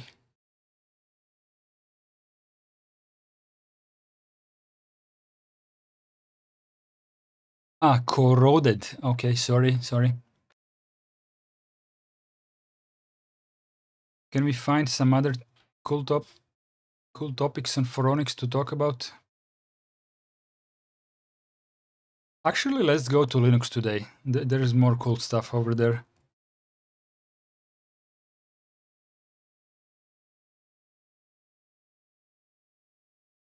Guys in chat, do you have a better topic for me? Like, feel free to ask around questions. Anson is asking, so explain Rust to me. Is it a bastardized version of C and C++? No, it's a completely new thing.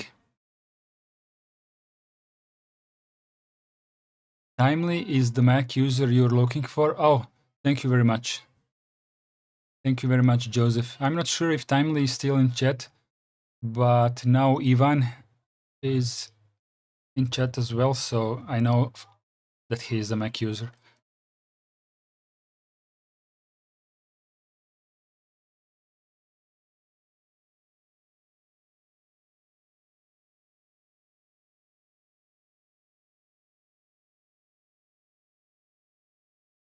How to install kernel 6.15 on Ubuntu.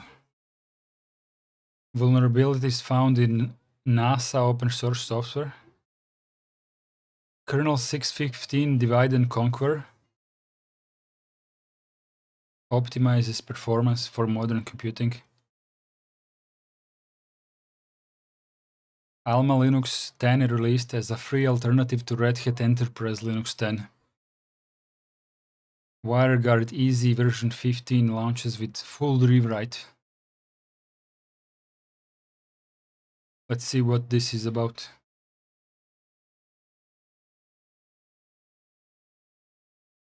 Yeah, sorry, Ivan.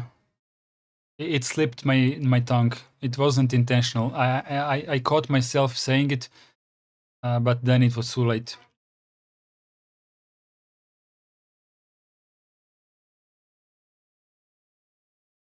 WireGuard Easy. Ah, that's just the GUI.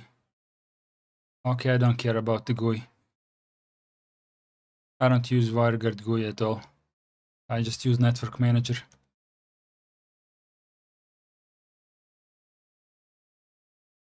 Incus container. Navidrom. GStreamer. Understanding the Linux yes command and when to use it. Tuxedo Stellaris laptop unveiled with 128 gigs of RAM and HDR display. Meta's latest move, why you shouldn't trust AI with everything you say. Ah, well, that's kind of obvious, but okay. Maybe we should read this. Maybe it's funny.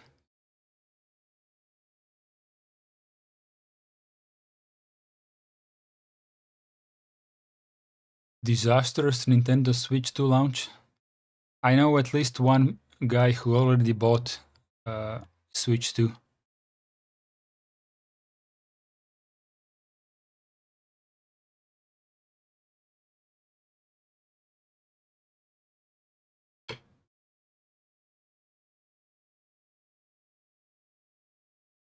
Sorry, I'm still devouring my pizza, so I'm not gonna turn on the camera just yet.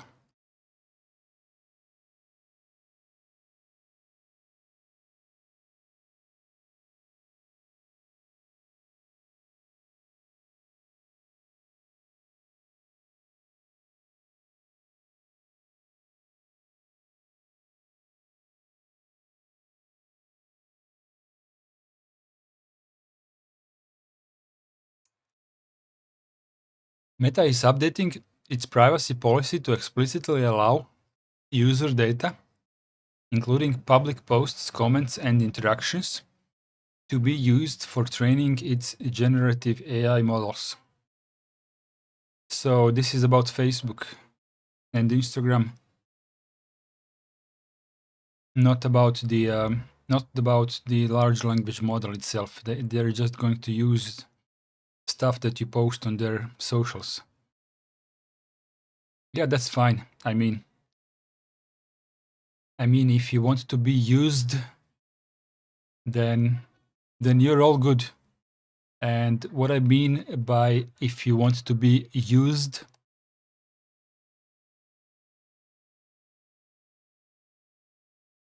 Stallman can explain it to you.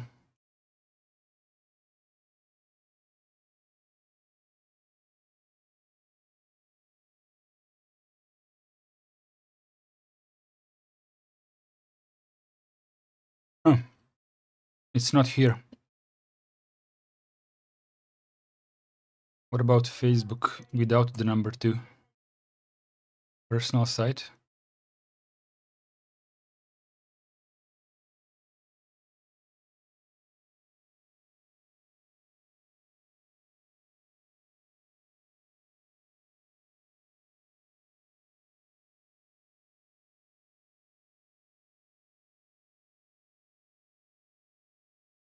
So if you haven't been on Stallman's website, the way he writes is kind of neat. Even as Facebook oppresses real uses with its real name requirement, what this means is this is users. This is users, but Stallman calls them useds because they are being used. It's kind of funny.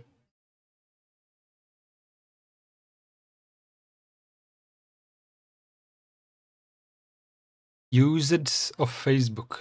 People may think they use Facebook, but really Facebook uses them.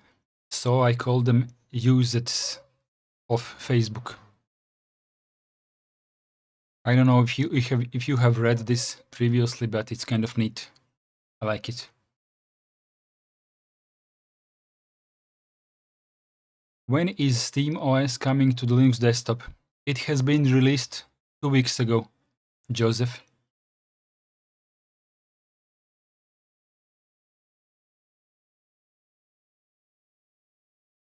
You go to SteamOS download page.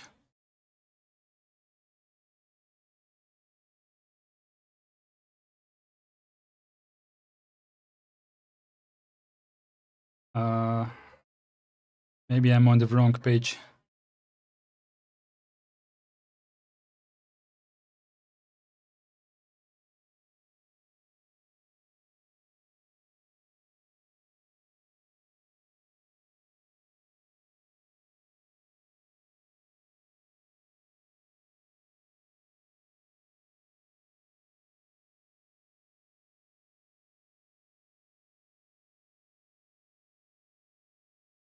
Who of the users here has his own home lab?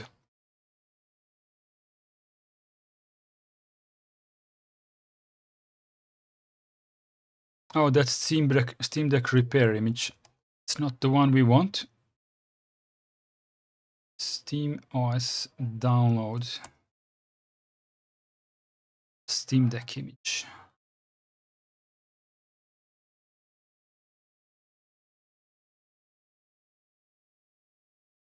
I don't know how to get to the download page.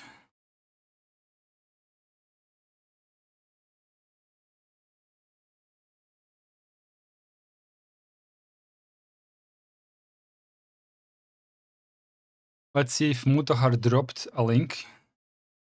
Of course he didn't.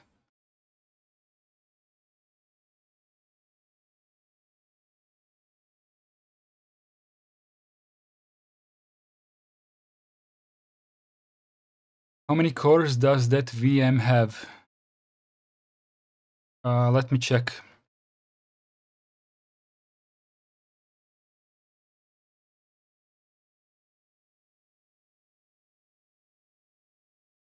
Two cores.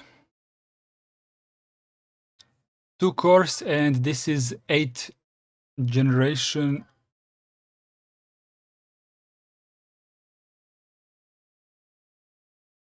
At its no, sorry. Prots CPU info. It's 2 cores from this CPU. Maybe that's why full screen video was lagging. That's possible. Yeah, that's quite possible. Do you want me to add more cores to it?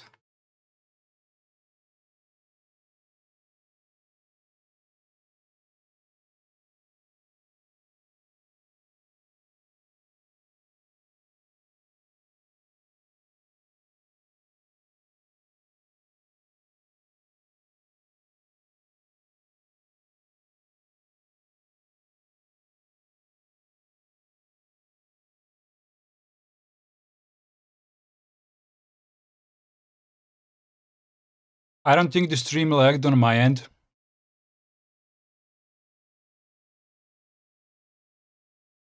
My streaming CPU is at 5% and dropped frames is 0. So I don't think that I'm the one who lagged.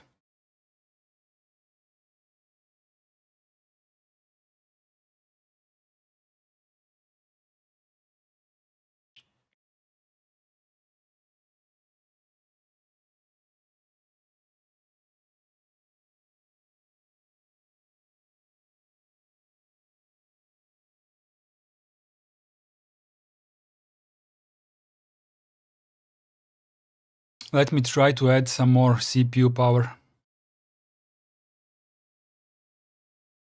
So that's this machine here. Let's kill it.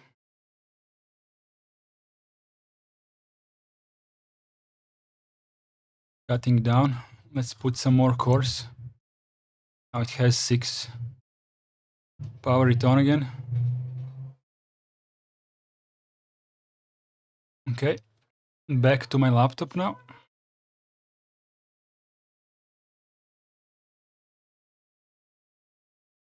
Let's run Firefox again with 6 cores.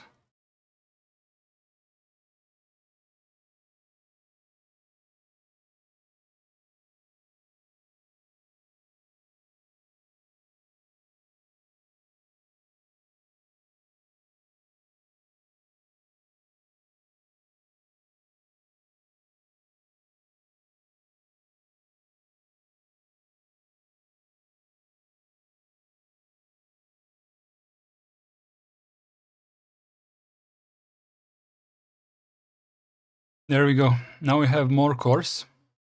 Let's go full screen immediately.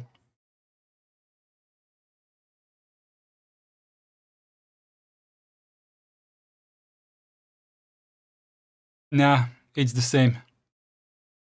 It's still dropping frames. It's kind of dropping them in like neatly. It's fine. I mean, it's watchable, but you can see that it feels like it's dropping every second frame. But it also has a little bit of a blur, like a motion blur. So it looks fine-ish.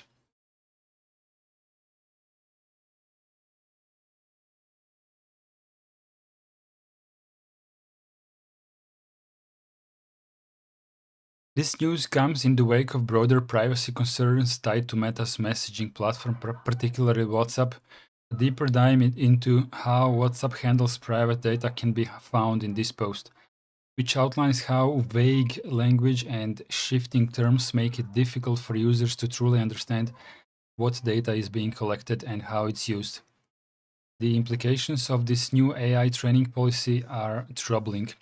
Meta's ability to vacuum up user data and feed it into AI systems doesn't just raise privacy issues, it highlights a deeper risk we rarely acknowledge: the illusion of safety when talking to or through AI-powered systems. Yeah, I mean, this is a good article to show to your friends who are slightly less technically literate. Welcome in, Amir. But generally, this is what I use most of the times. Search brave.com. So, how to list a folder content on Linux. Okay, so this is a dumb question, of course, but what I'm trying to show you is that Brave has some kind of its own AI, which is not particularly smart compared to others, but you can do this without fear of, I mean, it's not collecting your private data, it's just collecting what you type here, right? You're asking questions and it is helping you with some of the answers. So for that, it is good. If you want to share some more of the private thoughts with a large language model, I would generally not advise talking to any of the online chatbots, but basically install your own. Like install your own on the on your own local computer and just use that one. It will be less smart than ChatGPT and stuff like that, but generally go with these guys here. And I suppose don't publish stuff on Facebook, I mean, or I don't know. It's a bit difficult to go ahead and, I don't know, where was it? The article, yeah, this part here. You can decide on your own whether or not it's worth publishing on these platforms here.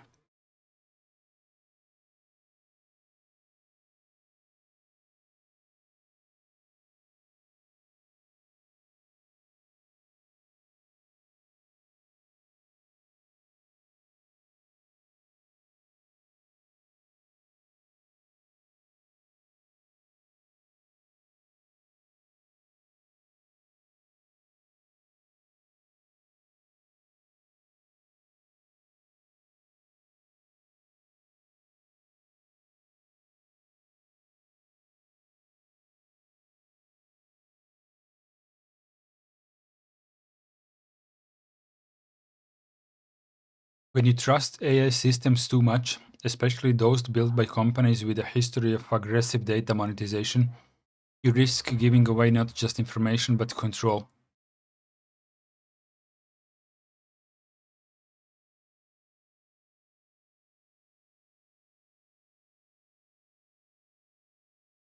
Joseph switched ISP connection. Okay. I hope the stream is fine for you now.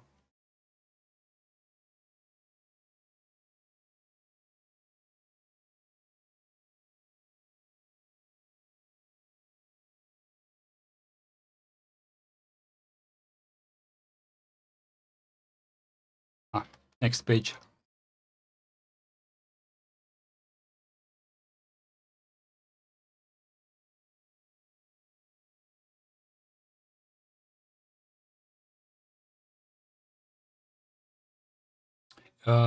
Flick to scroll works very well on the on this WayPipe.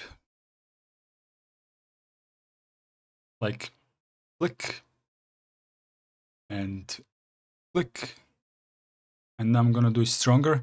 Like flick. It's fine. It's fine for a network protocol.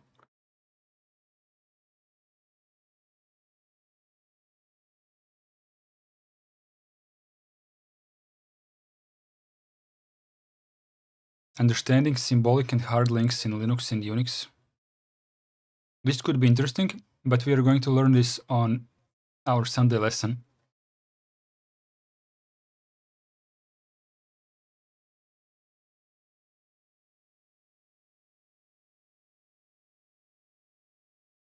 Actually, there is no particular news here.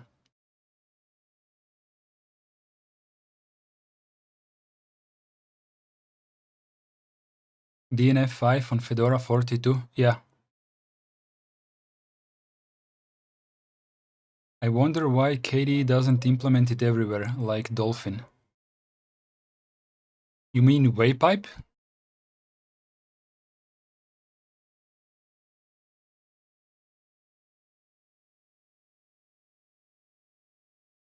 Oh, you meant flick screwing. Sorry, I'm still eating.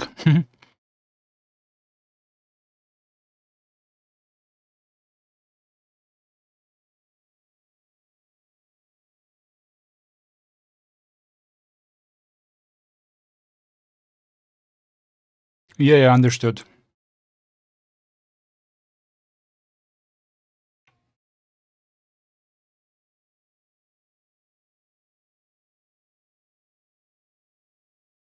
How to manually create a user in Linux.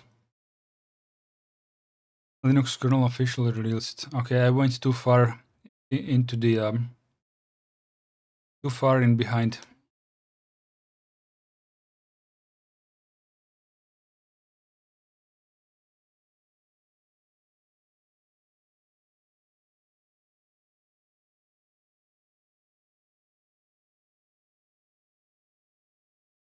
I can't find any interesting news here.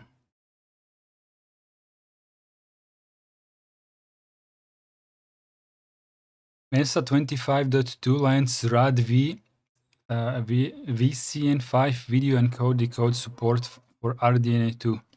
4, sorry.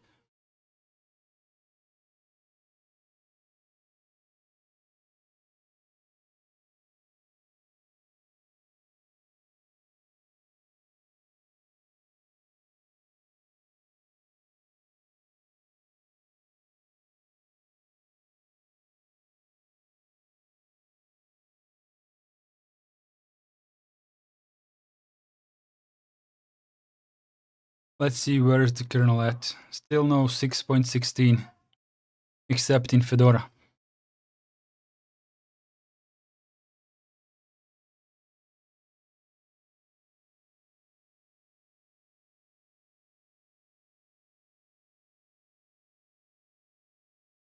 Zoran says, I do not have a UPS, so with a power outage, my access points are down.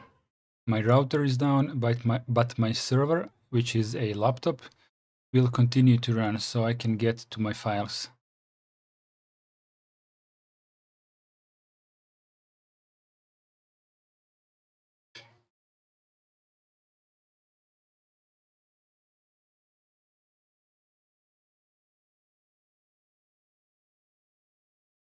Joseph has 4 UPS boxes. I have one. I got an old used one for free. It kind of keeps my server up and running for like 15 minutes.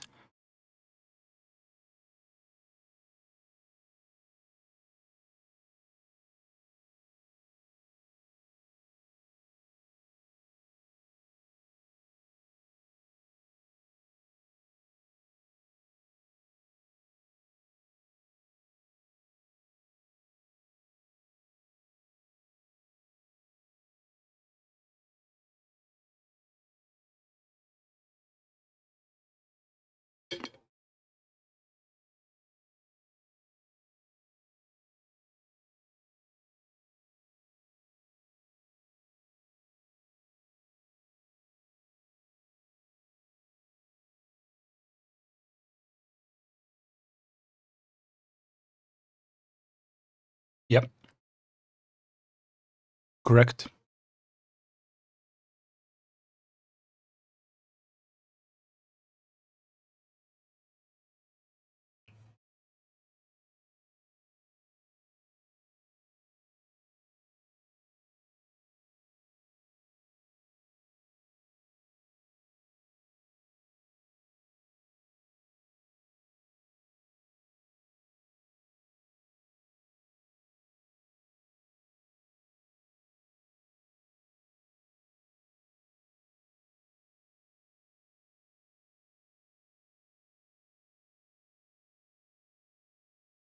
I don't understand the point of solar power on a UPS. Why would you need that?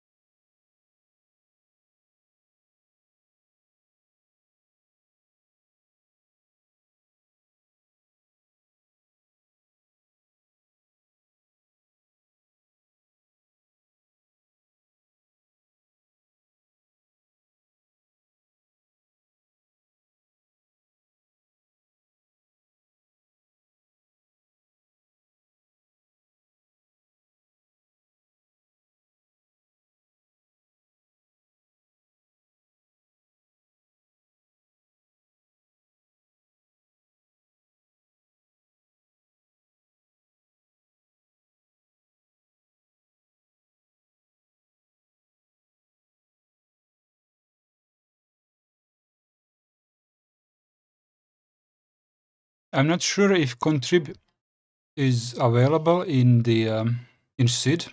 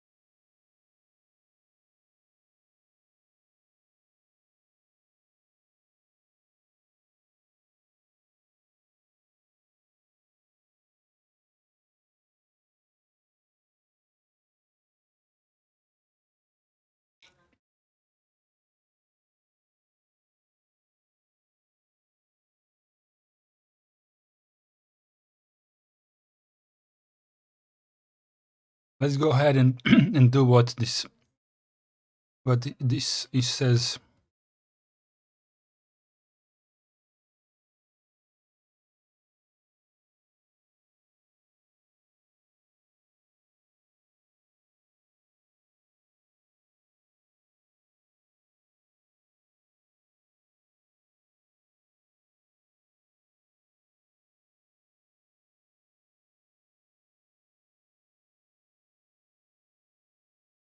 Downloading Rust installer.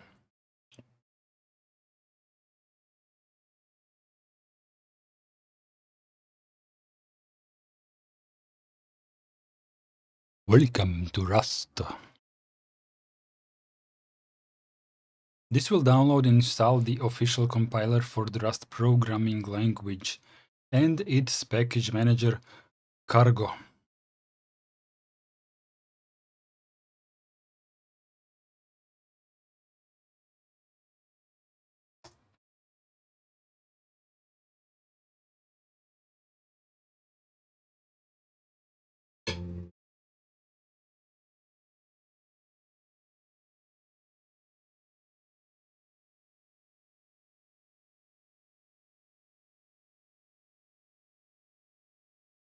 If you would be a real Rust programmer, you would have the latest bleeding edge version of it.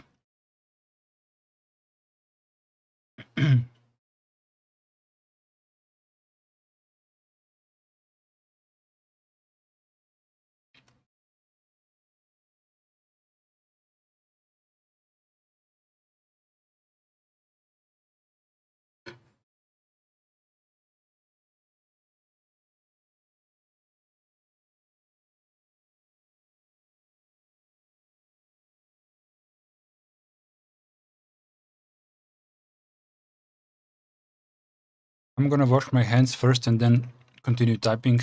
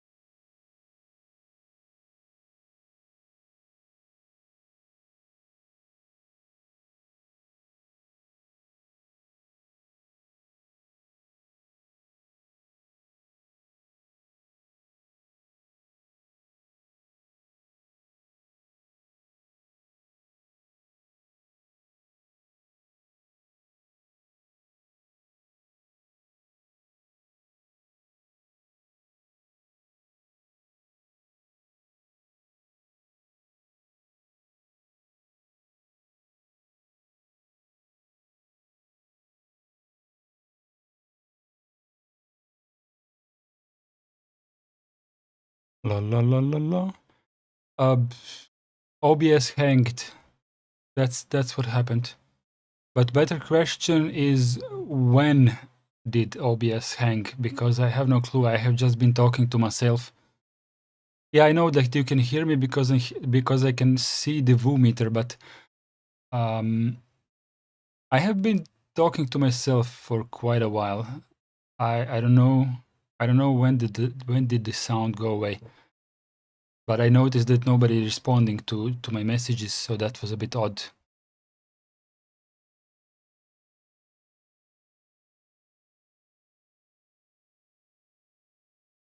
Yeah, that's fine. We all do that from time to time. Yeah, but I'm not sure why OBS crashed. That is the sound input of the OBS crashed. But it's not just the OBS. I think it's something in regards to my audio interface. Because when I restarted OBS, I still did not have sound. And then I unplugged my USB audio interface and plugged it back in. Is it Flathub OBS? Yes, it is.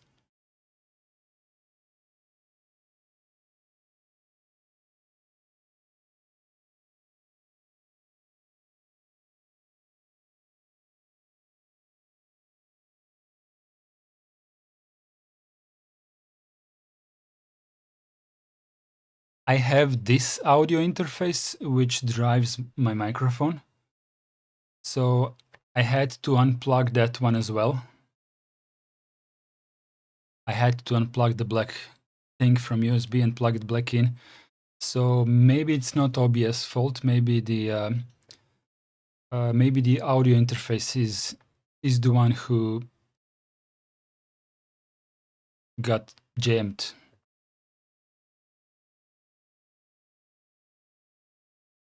Oh, the streaming computer is Arch Linux, but the OBS is Flatpak.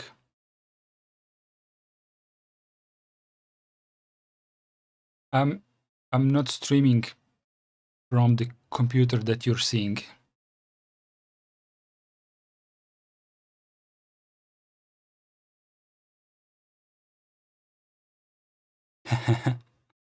Okay. Good. I was just reading what the ChatGPT has generated here. No need for /s this time. It's fine. Print board, print line player, enter your move, read line.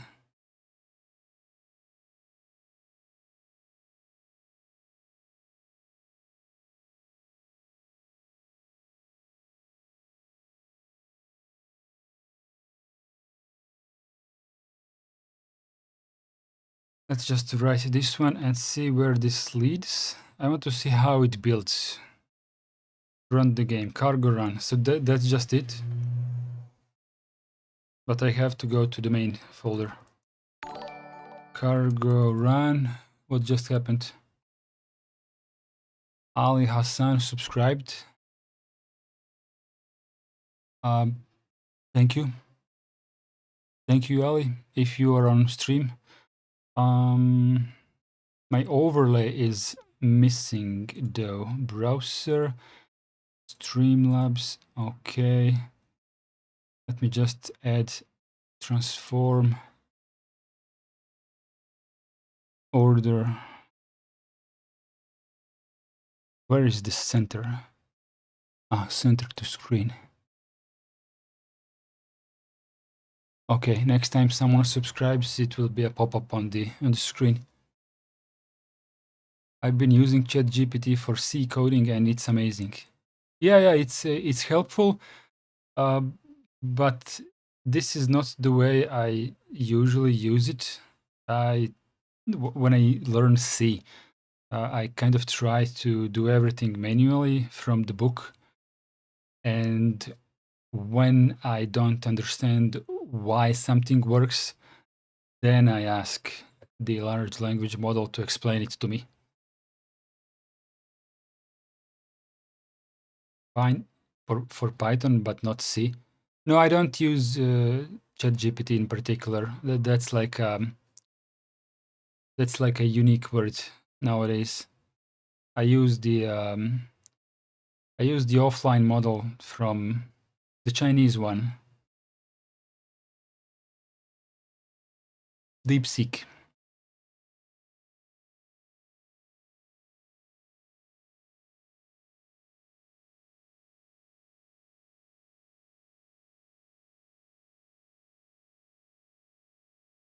Let's just run the car. Oh, actually, what does it say? How Rust works. Memory safety. That's how Rust works.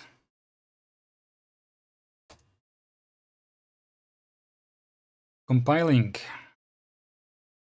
Type annotations needed. Cannot infer type of the type parameter f declared on the method parse. Cannot satisfy. Consider specifying the generic argument. Let index usize match input stream parse. For more information.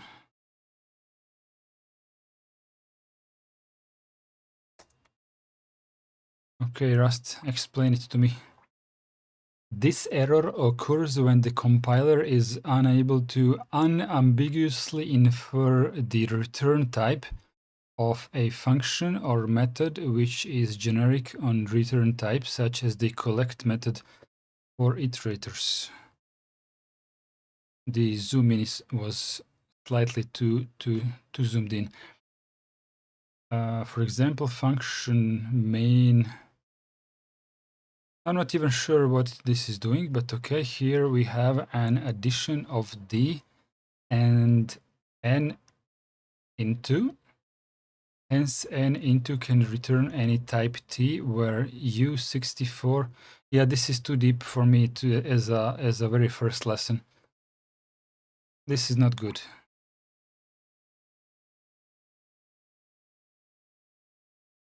I am not the target audience to start from here. I just wanted to see something being compiled and run, just for funsies.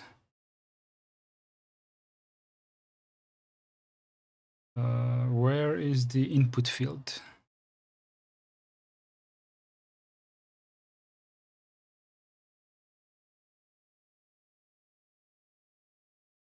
Give me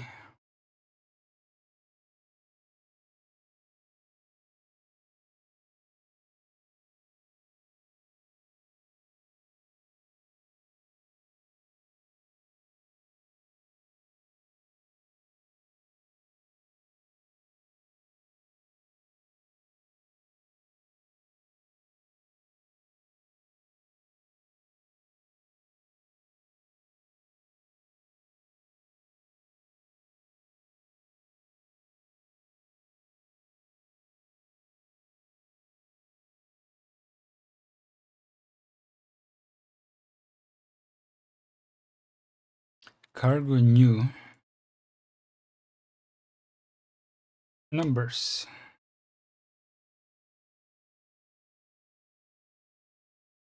Did I really want to put it in my home folder? Fine.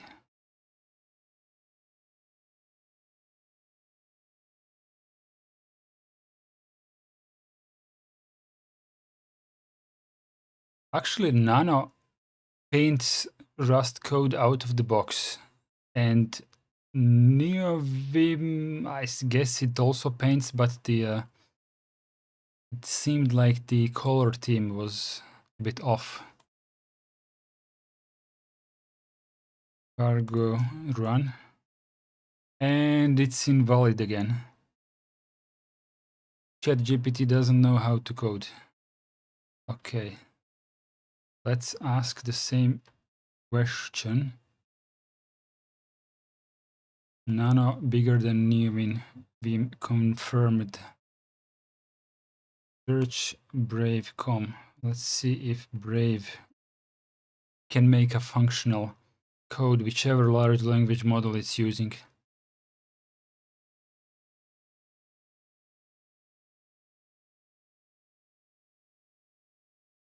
Ah, there is copy here.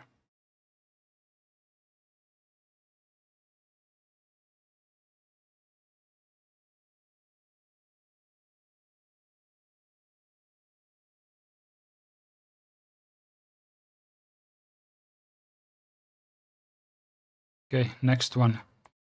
Doc AI.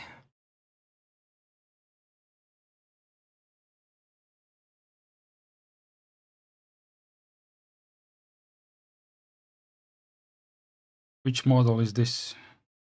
ChatGPT 4. Let's go with Llama.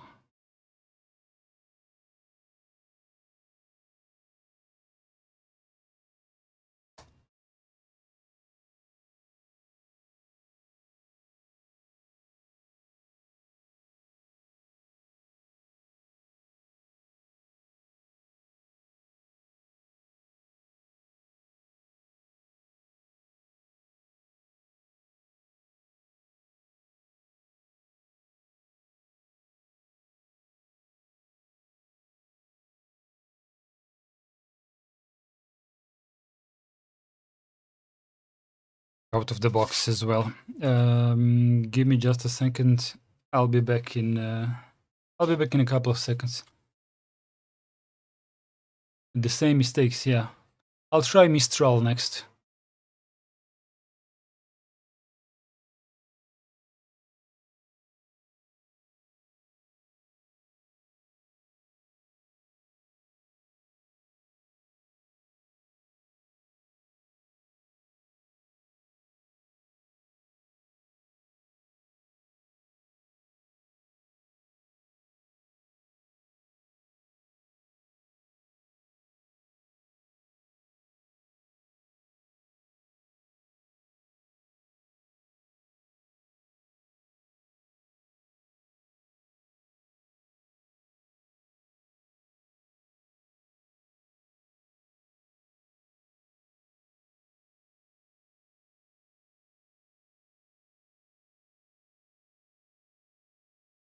Copy. Where do I switch? New chat. Llama. Mistral small. General purpose.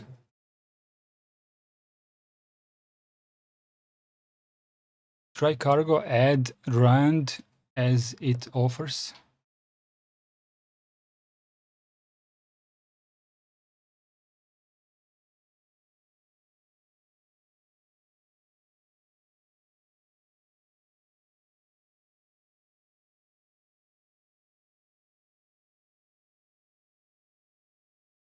Oh, now it compiles. But maybe not. It actually runs. It actually runs.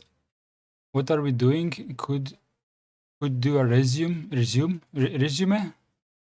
I'm just fooling around with Rust programming language. Nothing in particular. What's the score? Rust. 10 ti je savršen razmak. Možete je šlo u nizinu, pa ovoga moraš pojesti nešto slano. Slano. I vode.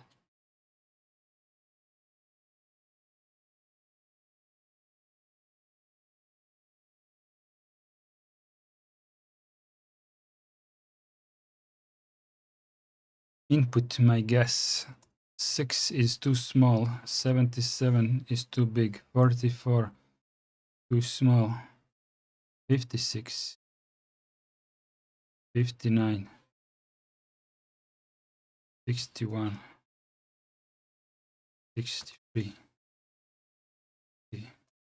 4. 5. I won. I won the game, guys. I won the game.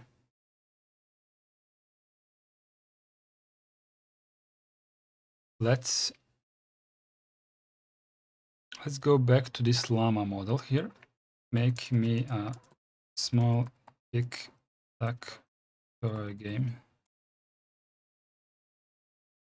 Use binary search.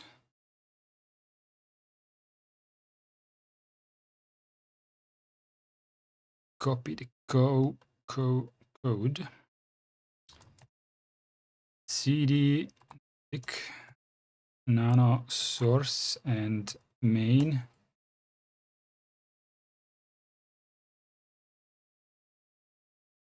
Save, exit, remove from source what Emacs left behind it, and cargo run. Oh, Llama succeeded.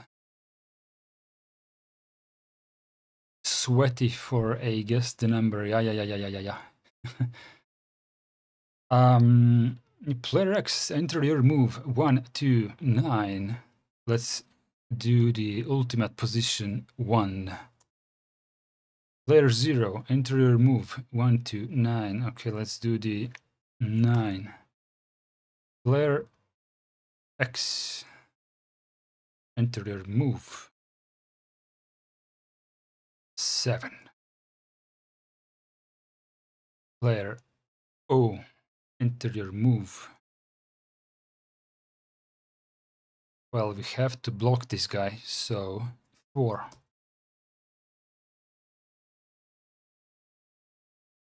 How do I win this guy? This guy is not easy. Not easy to win. But if we do number 3 here, how is the O player going to deal with this now? If the player O drops it in the middle, then he lost. So let's drop it on the second position so we can lose properly. And now the X is going to choose 5. Player X wins. I won.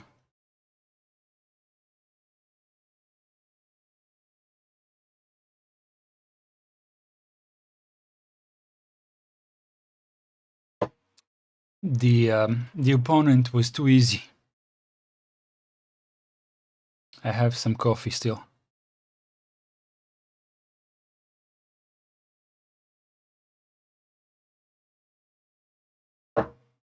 Alejandro says checkmate. Yeah, we could call it checkmate.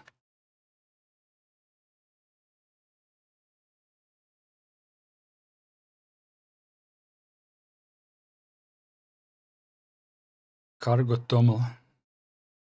Edition 2024. What about the numbers? Cargo Toml, does it have dependencies? Yes, it has dependencies on rend.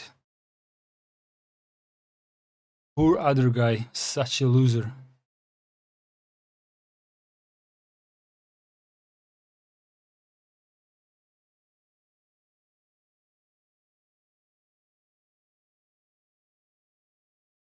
Good.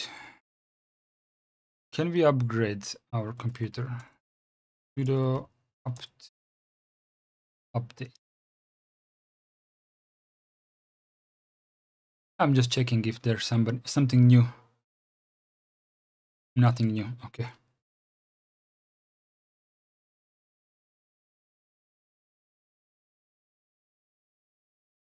Camera.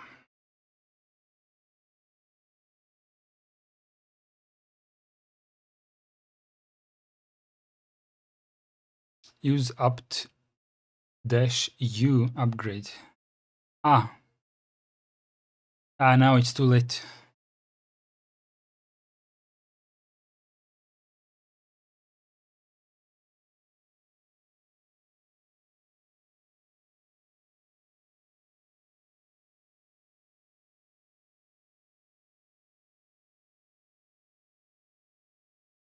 It got stuck.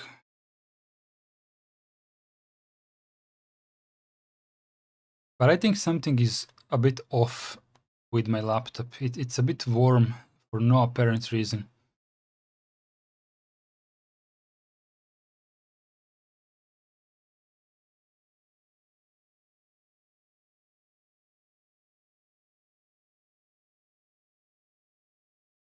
Yeah, I can see why it's warm.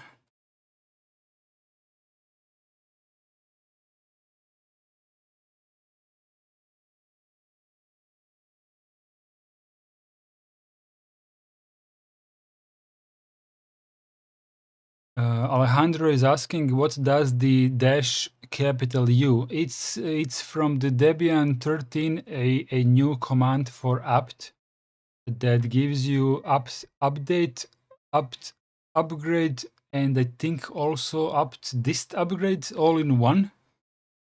So you don't have to do the update anymore. It just goes under just one command. Pizarro25, hey Dart. Hey Dart, what would you suggest using ZRAM swap versus regular swap? I don't use hibernation. Firefox? Oh, Firefox is killing my computer. Why is Firefox using all of my resources?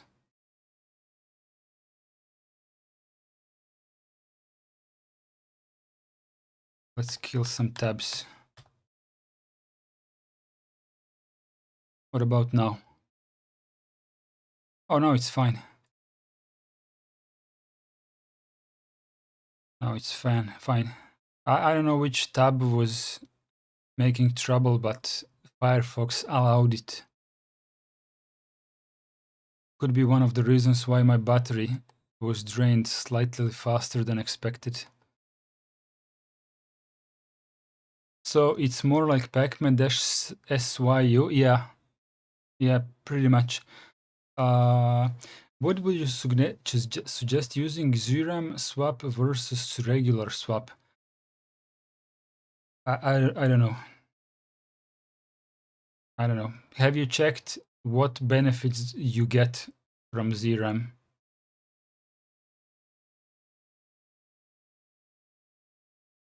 I mean, the regular swap partition is usually a good idea, but I don't know. Even I don't use that. I mean, if you want to increase or decrease the swap size, it's a bit cumbersome to play around with the with partitions.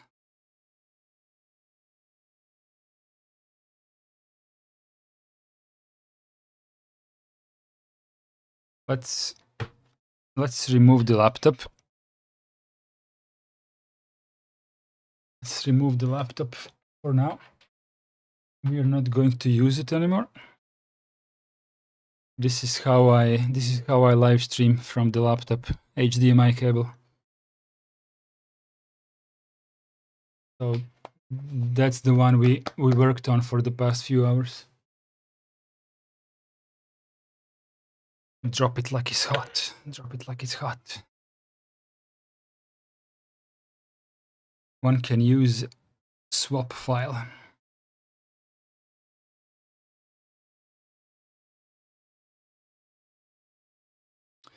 We are now on my main computer, from which I am currently streaming.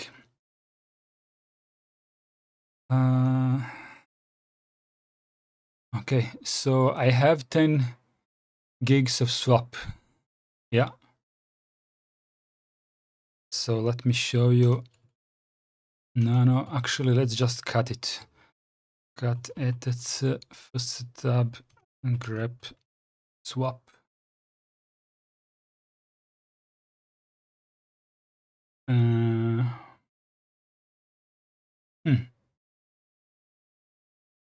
Give me just a second.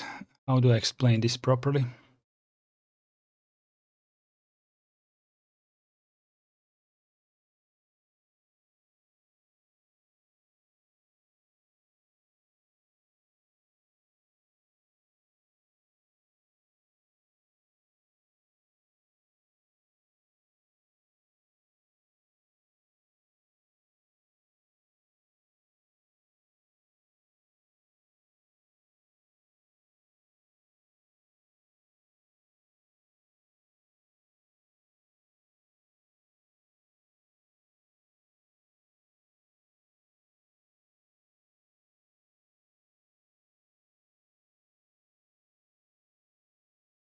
Rots.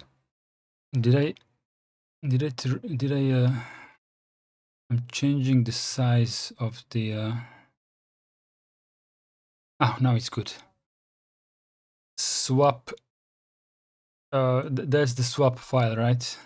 Type is a file, 10 gigs used, nothing, priority -2, swap on. Actually, let's sudo swap on -- show. Yeah, it's not going to tell you anything in particular. It's just a file. But I remember when I was making it, it was the file needed to have some special permissions. I forgot which ones they were.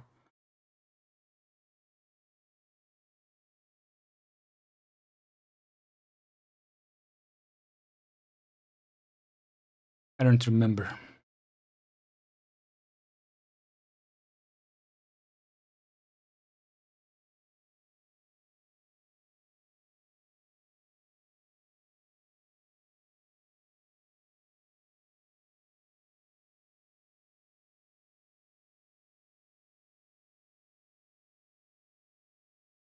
ZRAM compresses data in RAM, which is much faster than accessing data from a storage.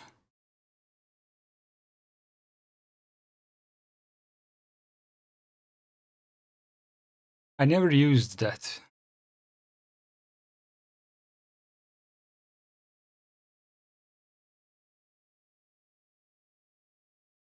ZRAM, of course, I'm just reading from a different screen. Incurs additional CPU overhead because of compression, of course.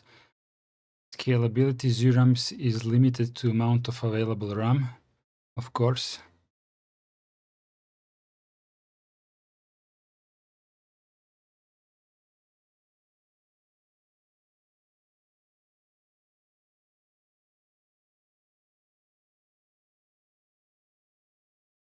I don't know. It feels as if ZRAM would be best suited if you lack RAM. If you lack RAM, so you would just compress the RAM, but you have to have somewhat good CPU.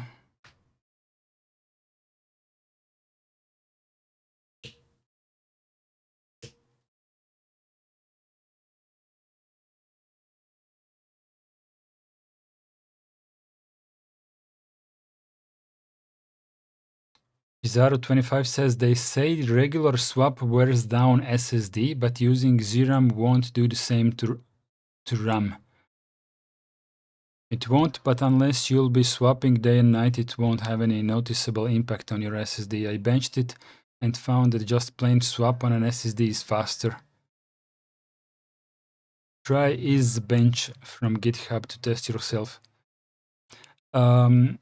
Pizarro, you can tune the swappiness parameter if you use a swap file or a swap partition. With a swappiness parameter, you can tell your system to go from two far ends. One far end is please swap as much as possible. Whenever you can, put everything in swap, like put everything in swap and just hold it there and make my RAM as free as possible. And let's wear out the SSD to the max. And the other side is please do not put anything ever into swap unless my RAM is completely filled up, and then start swapping. This other one might sound as a good idea, but in practice, if you go all of the way to that side, what is probably going to happen is that some application is going to need more RAM than you have, and it is going to need it very, very quickly. And your system will need a moment to work on it, and maybe the application could crash or something.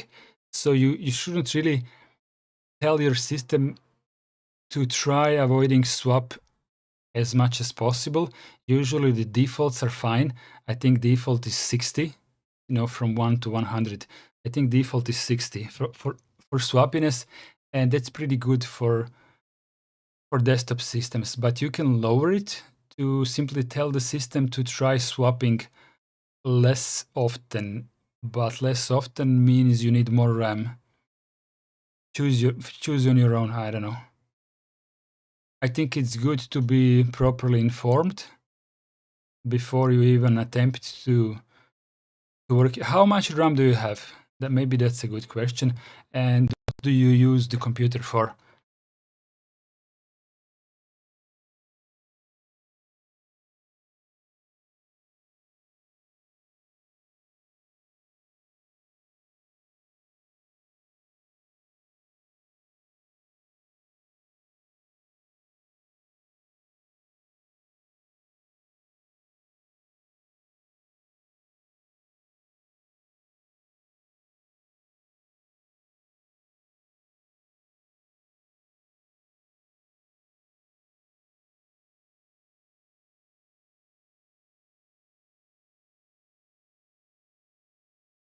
Is my mic not working? Oh crap.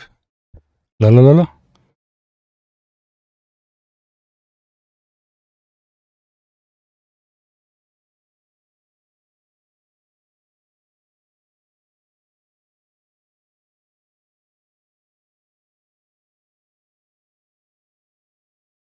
La la la la. La la la la. Okay, now it works. Did my sound not work again? Like, did it stop working again?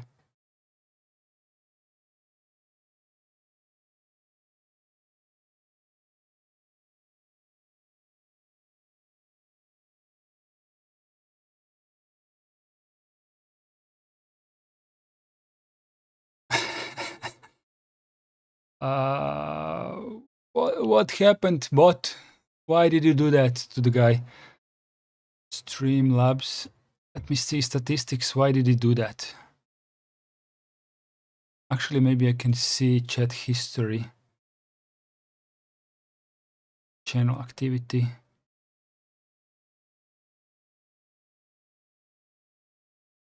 Why did the bot do that?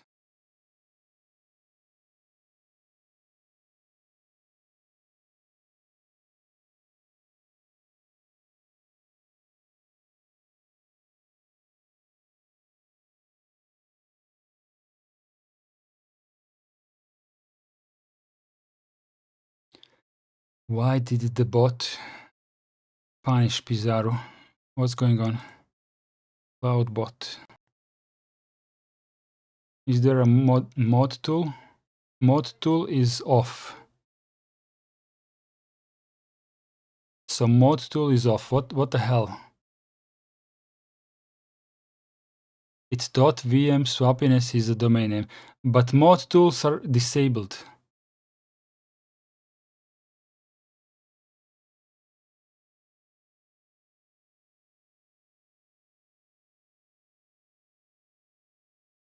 Link protection allows a viewer to only send links to chat from websites on the whitelist.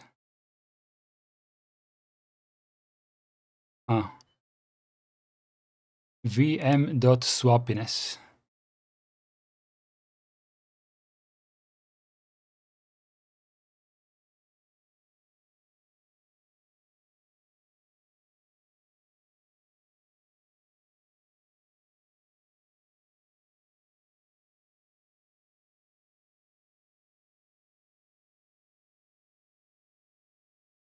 This domain is permitted.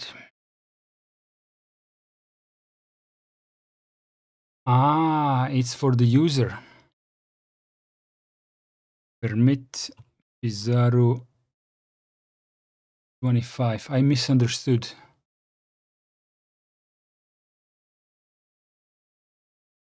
Okay.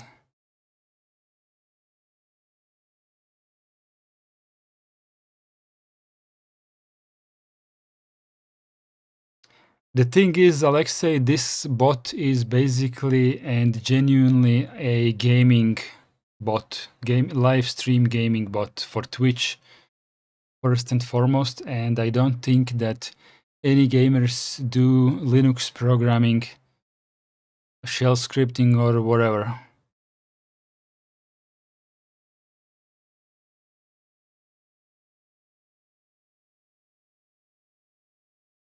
Is Pizarro still timed out, or what is going on? He's not timed out anymore. It was just for a second or something. What a stupid bot.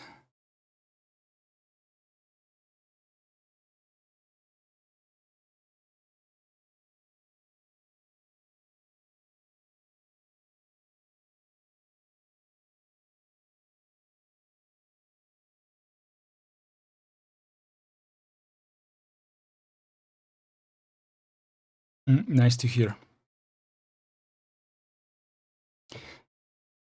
Can you remind me that deleted message? Did you say how much RAM you have and what do you use it for?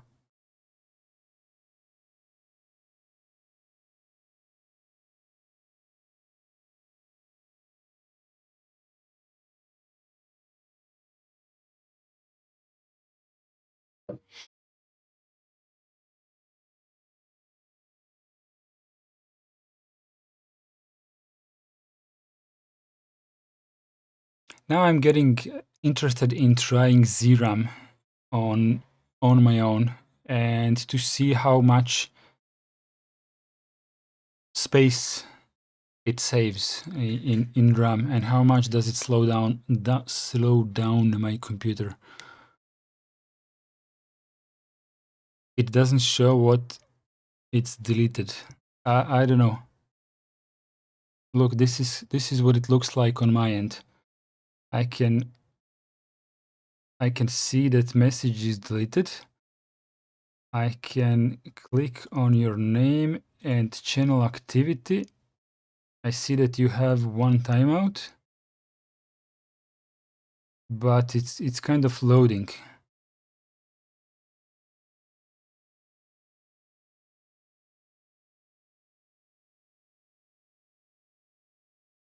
Ah, that's the message. Sorry.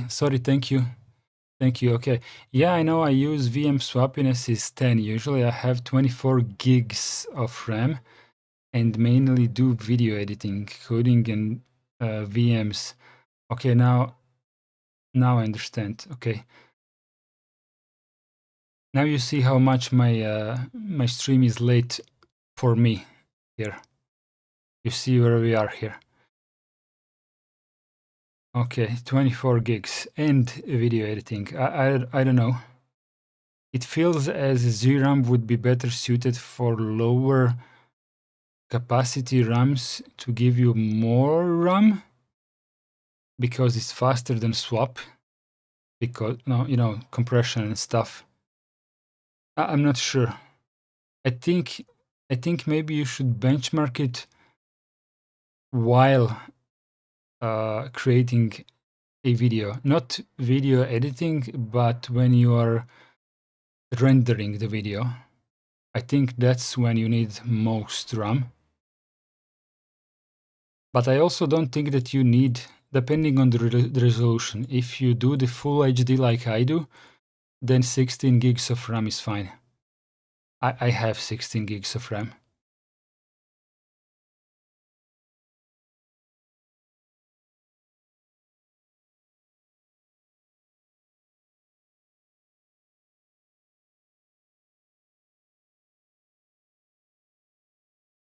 Maybe I can show you my editing, what it looks like with RAM and stuff. For example, Arch install snapshots, sudo. Let's do the sudo one.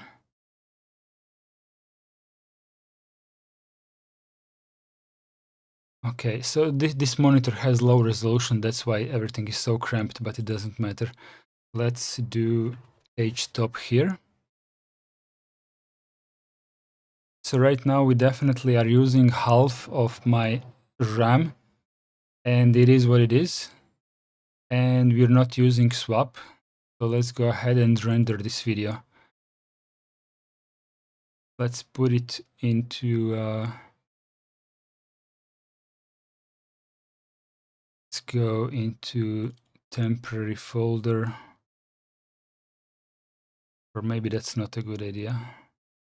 Let's just put it here. Blah blah delete me.mp4. Save and render. Now let's see. Now let's see how much RAM do we take. We were roughly at 7 gigs of actual RAM usage, and now we are eating from the you know, from the what do you call it, the yellow stuff.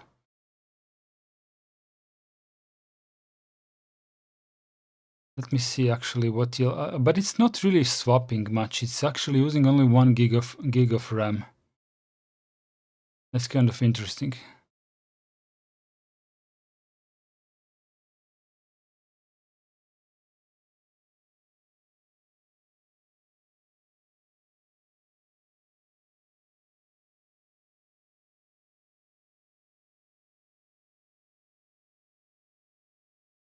With swap, maybe 2 gigs.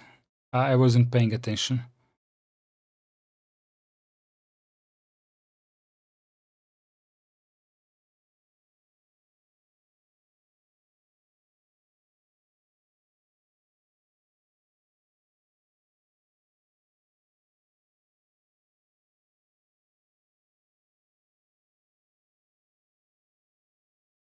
Rendering finished. Quit, do not save. Let me just delete that file. Blah blah delete me. Okay, deleted.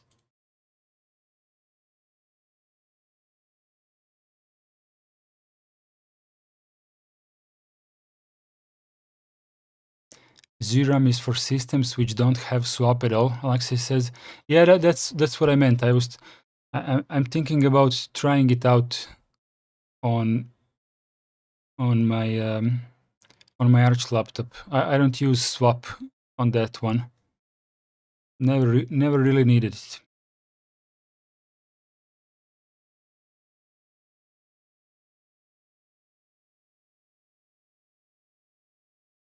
Ali Hassan is asking, have you noticed a big difference in RAM resource usage in Rust comparing to C? I haven't used Rust, so no. I have no clue.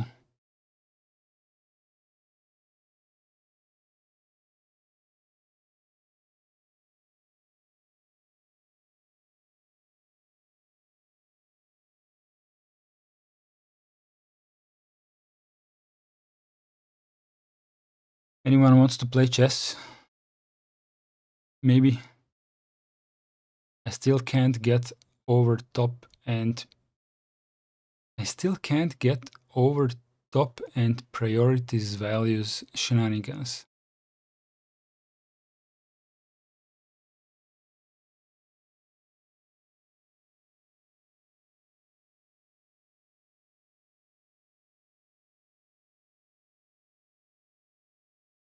So what about chess?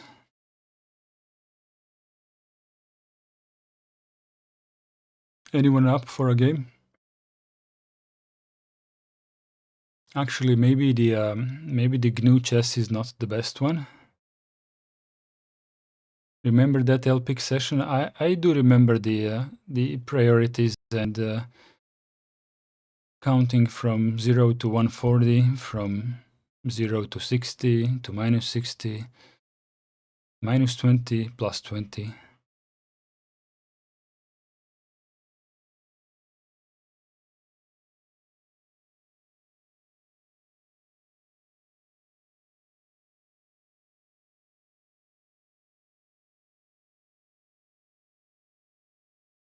Chess.com.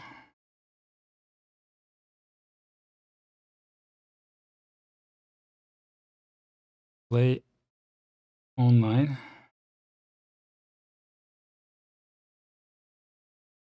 Play as guest.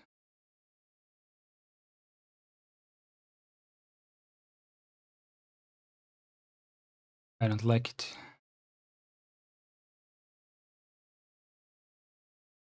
Since I use swappiness equals 10, swap is working unless 90% of RAM is filled. I saw someone saying ZRAM is better, and that's why I got interested.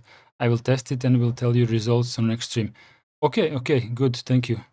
I'm interested in hearing like your experiences, but I will also try it on my own and see, just see what I get. Just see what I get with it. Yes, org.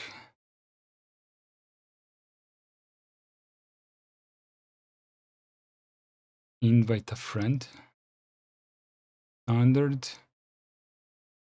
My color.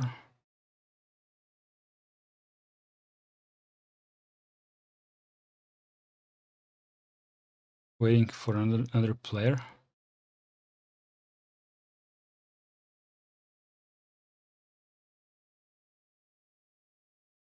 How do I play this with a particular someone?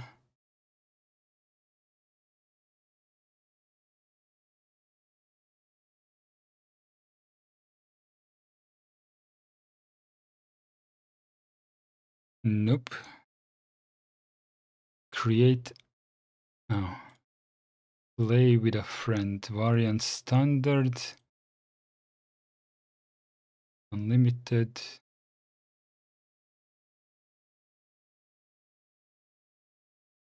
Paste. Ah.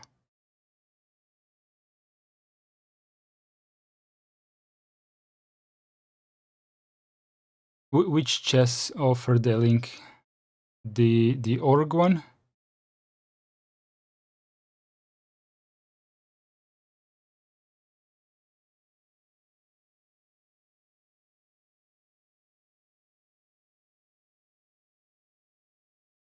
Play now? No, invite a friend. Create a game. Oh, that's not it.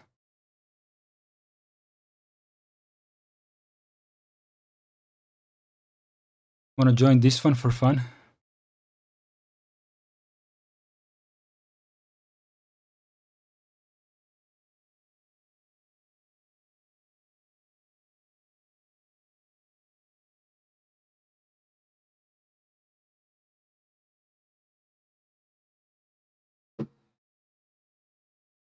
That was it.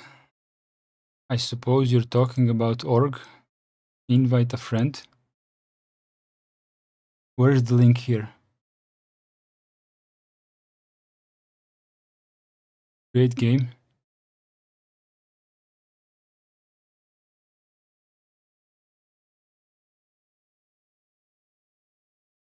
Invite a friend. Create game. Please wait 60 seconds.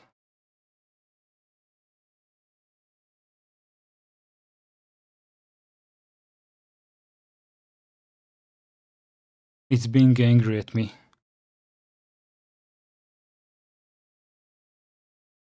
It's trying to teach me some manners and order.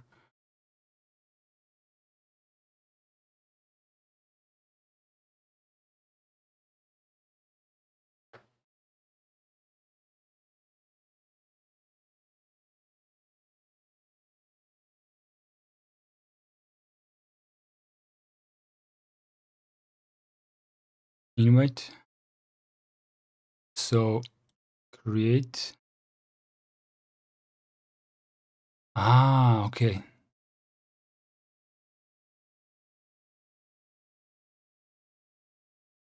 Here. If you want to have fun. I'm not good at all at this, but we can do a fun one. Just for shits and giggles.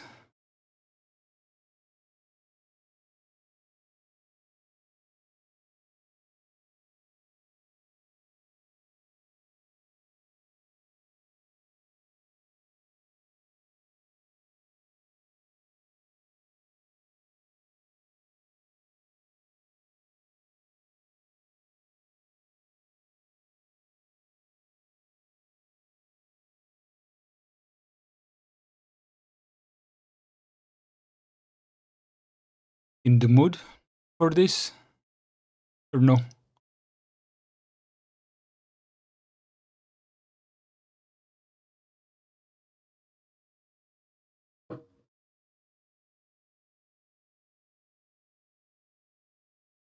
Too bad I don't even remember the rules. I last played it in kindergarten. Yeah, that's a good opportunity to give it a go.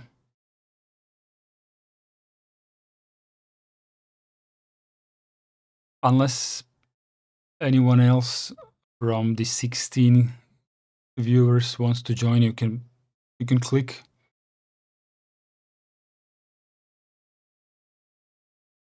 Whoever clicks, I'll play.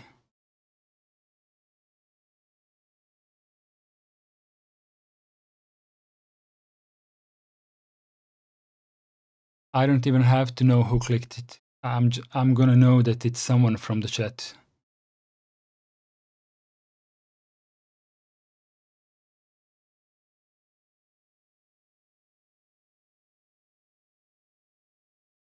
Three minutes is really low. Should be more like 3 days. for professional players, yeah, but I barely know how to play. I may be one tiny level above you who played in kindergarten.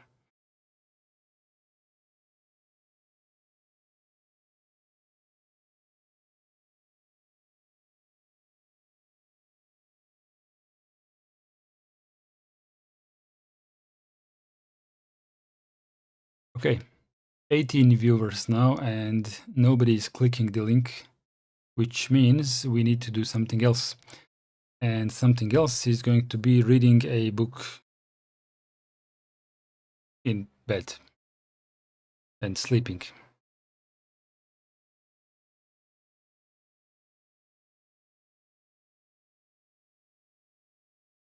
Goody goody. So, what have we learned today about Rust/Linux? It's that we can do WayPipe, which is awesome. Works pretty good.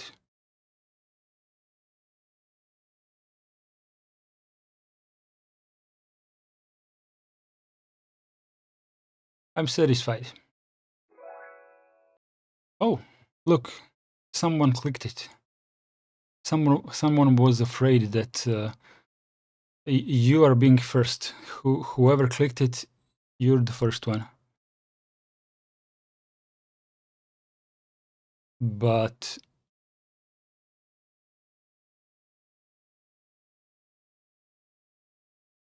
yeah, maybe someone was afraid that I'm going to end the stream.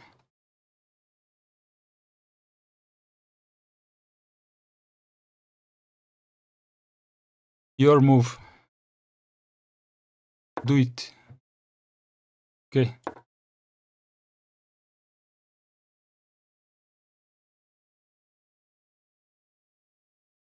Ah, now I see why 3 is not enough. Okay, we are going to have a problem with the timer.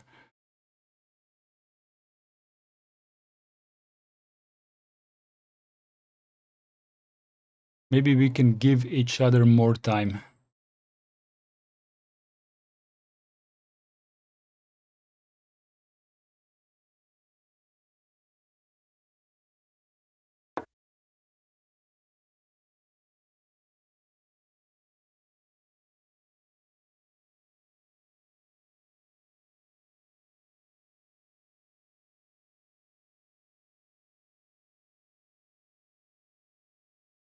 Hmm.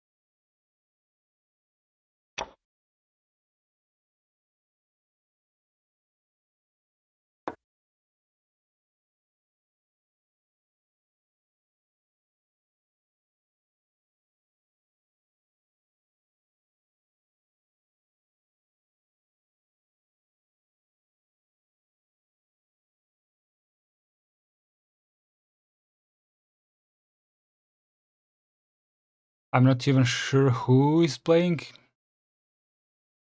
but I suppose we can move all of the other ones, put them on the board, do something.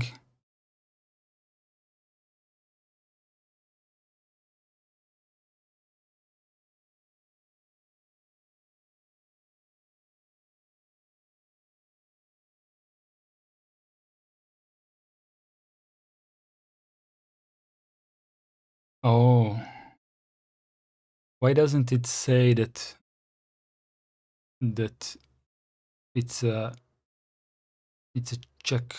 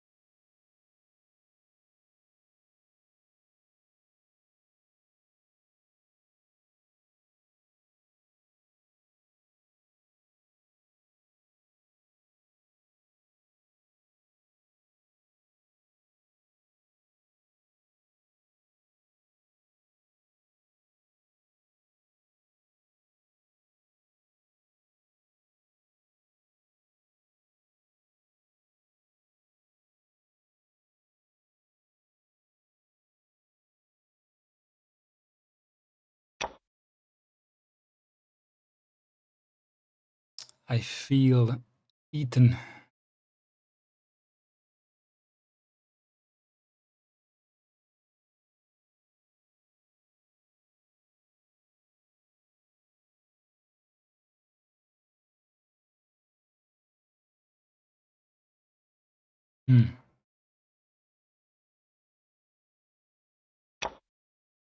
There does not appear to be another choice but this.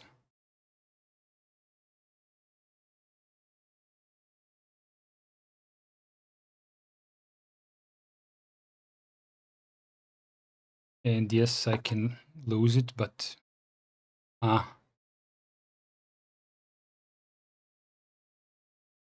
good save.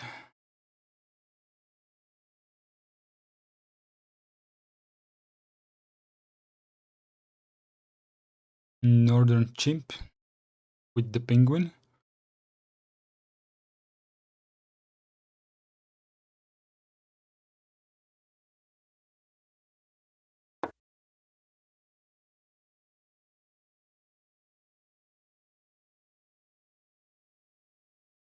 What now?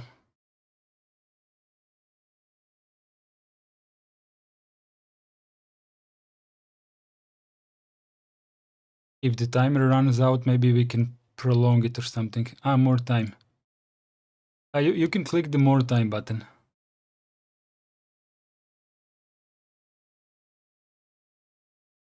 Click more time.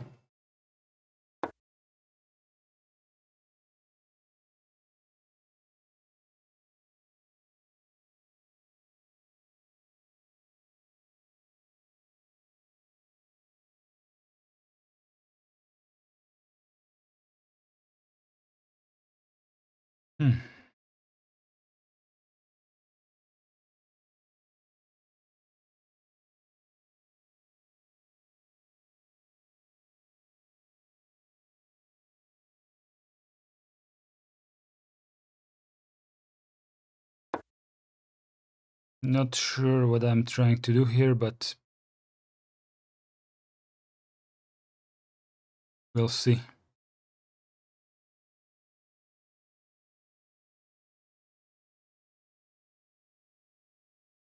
Click more time.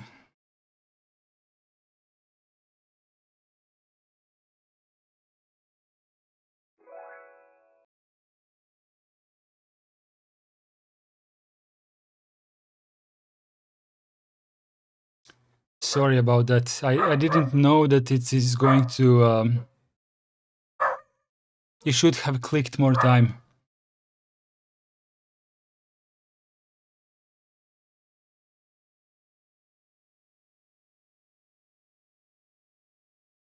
Didn't work.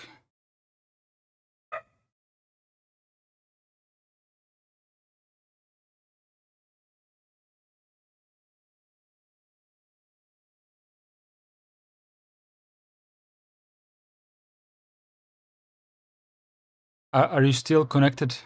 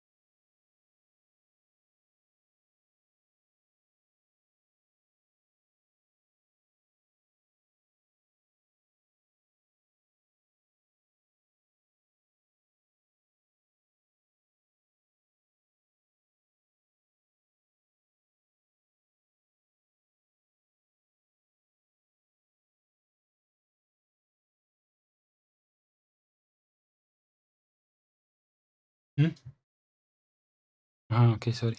Wih bro, ya televisor.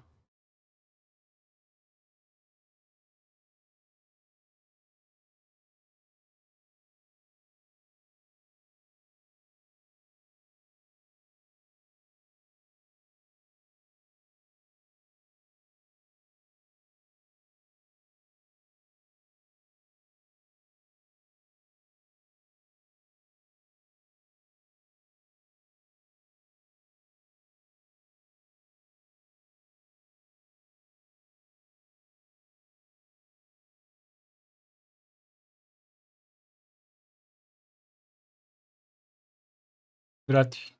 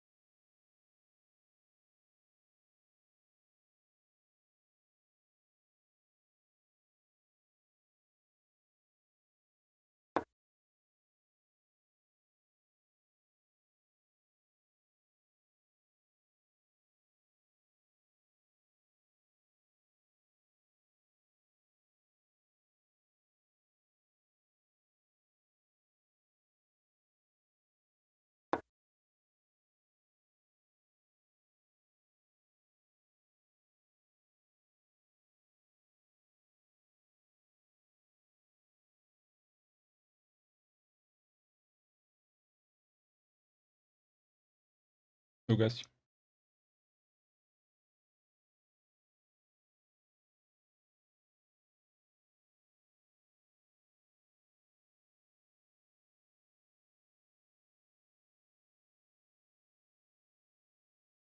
Ako sam gamer. This works.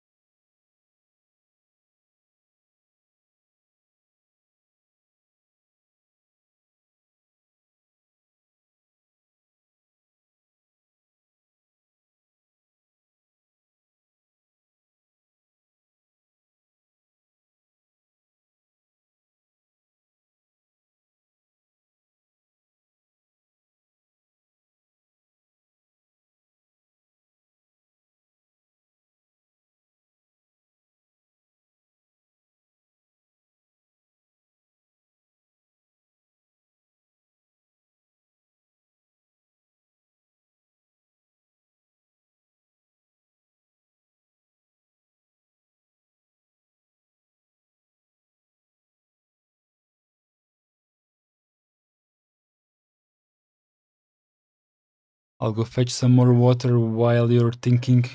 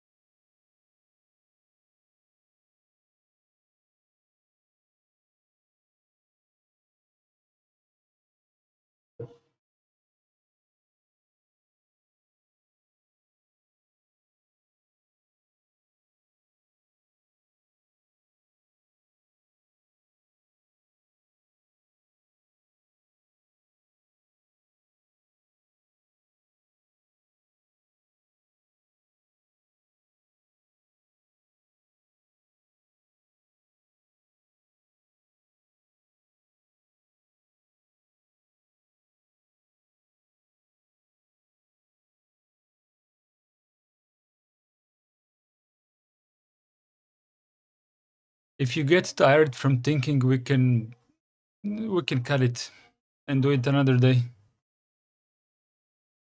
I'm not really too much into winning. It was more like a fun game. I wasn't planning to into overthinking my moves. Overthinking moves would lead to playing this for too long.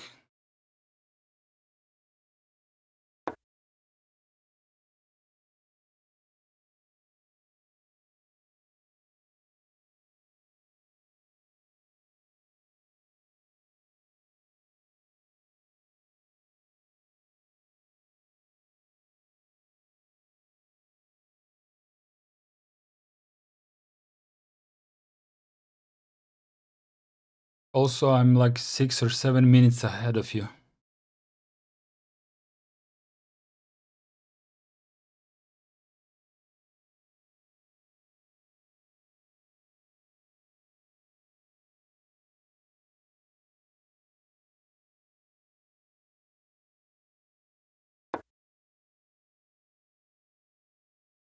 I am in trouble.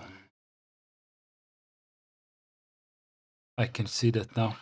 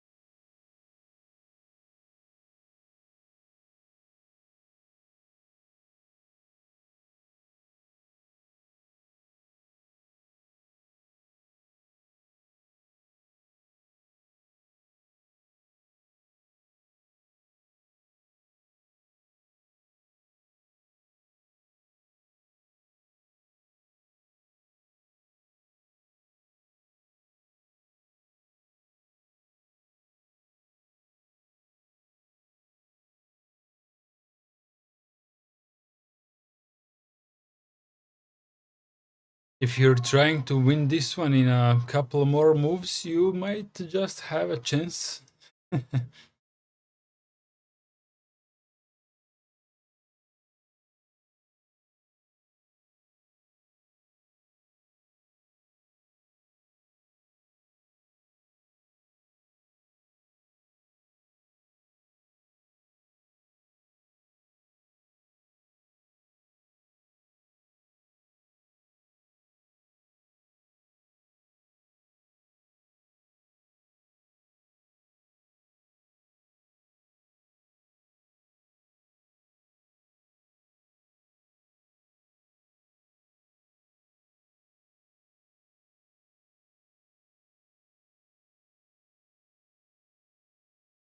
You might as well blow it completely. Who knows? You are in the lead.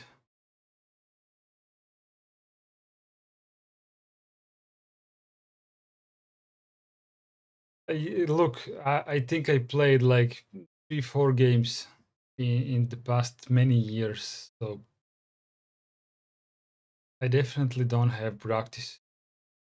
And I'm too tired for using my brain for many moves ahead.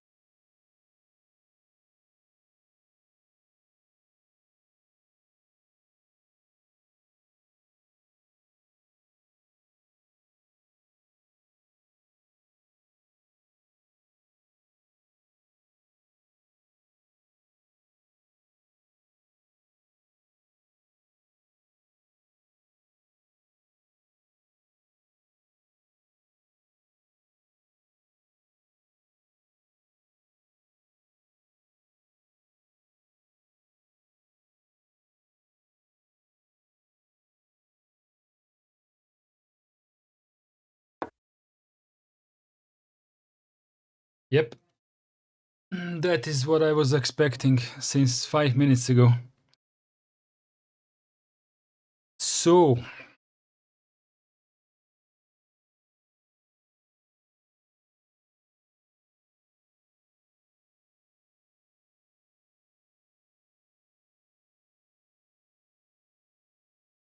I can't go here? Ah, because you're queen there. I wasn't thinking well enough.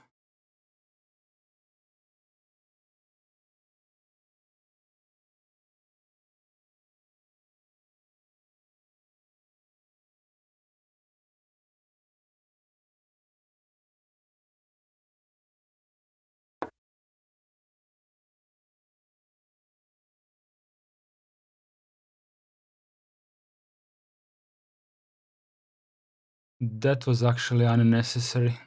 I could have done it better.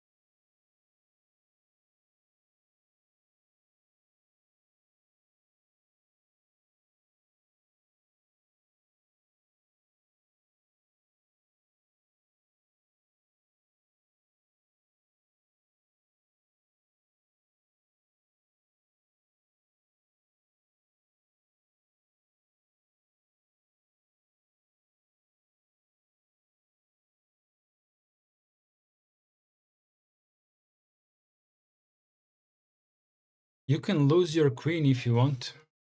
And if you do that, I'm gonna lose my queen as well.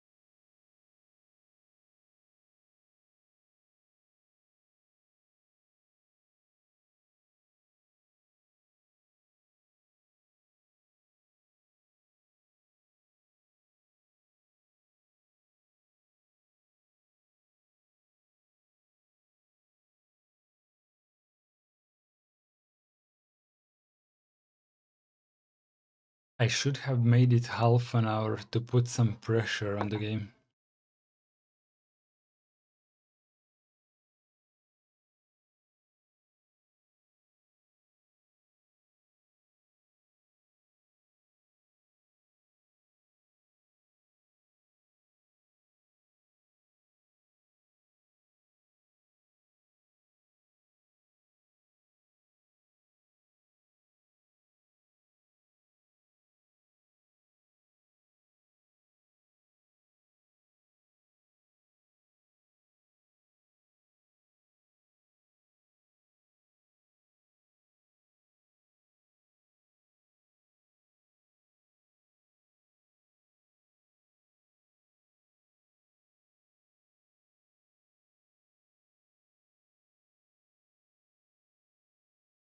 Three minutes.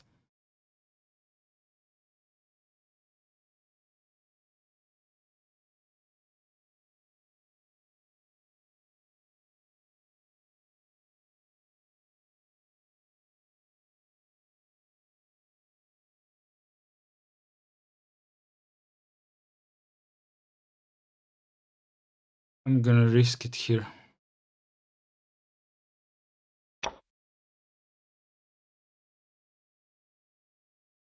And probably regret. You can't move your queen though. So maybe I didn't risk it too much.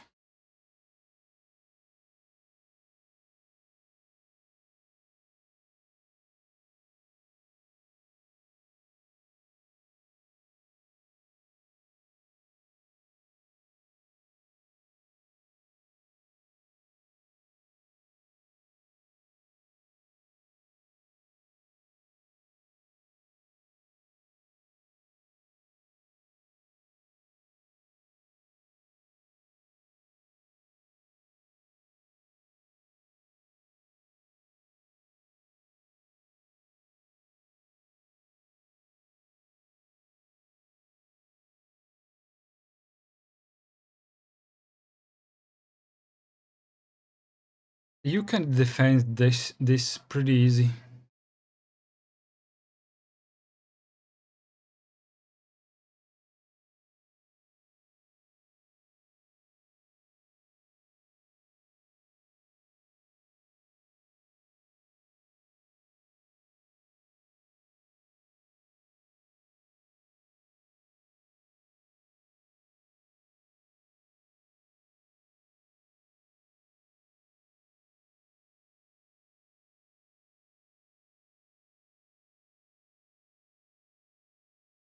But I am going to eat something of yours.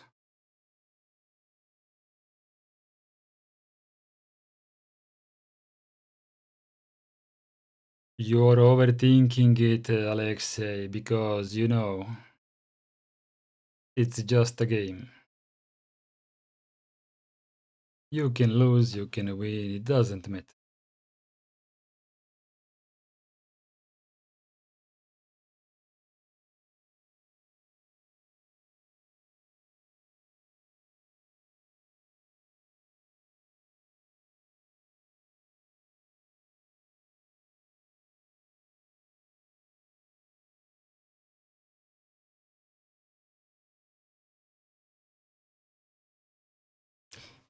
You can also give up.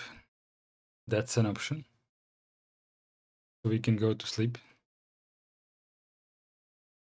Or just start pulling moves. I didn't think about this like too much. I just wanted to threaten your king for a while so that you stop threatening mine. Maybe you're going to eat my queen now. I don't know. I hope not. Half of your brain is already sleeping. Yeah, mine too, but that's why I'm pulling faster moves. Look at the time difference.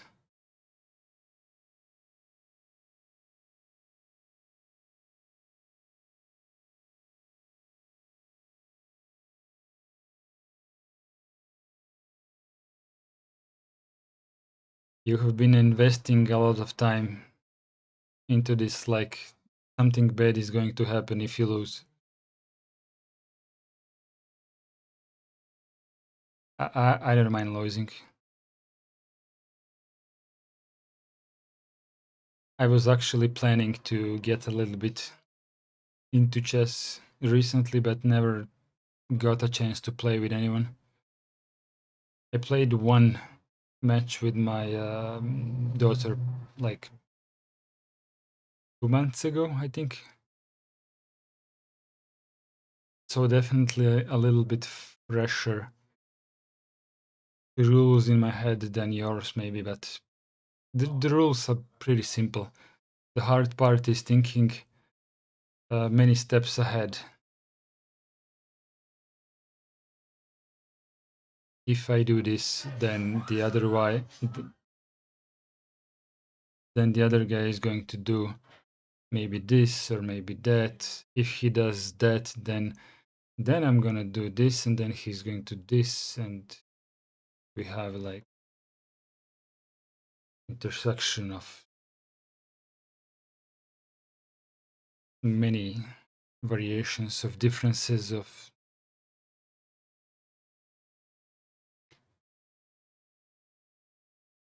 I can think 2 steps ahead, maybe.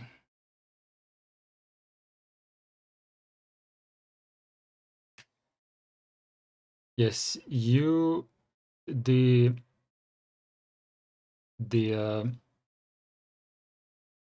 what is this? What is this called? How do you call this? You're going to have to return that one back where it came from.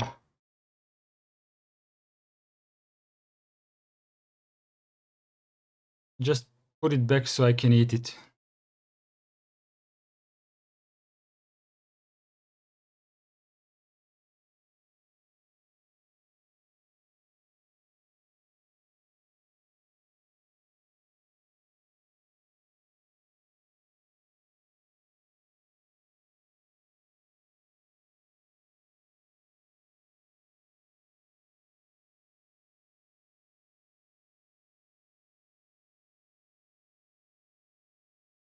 Actually, you maybe.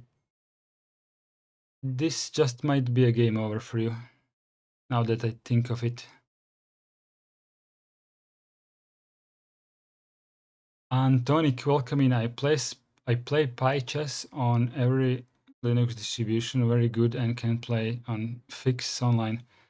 I like GNU chess. I like GNU chess application on Linux.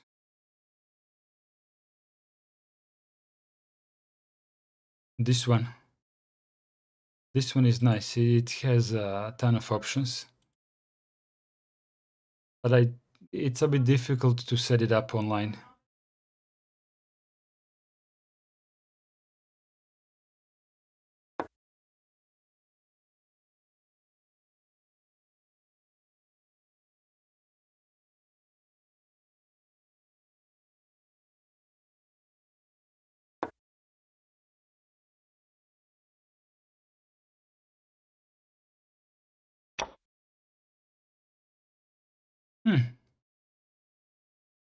Wasn't really thinking about that. See how much I'm sleeping?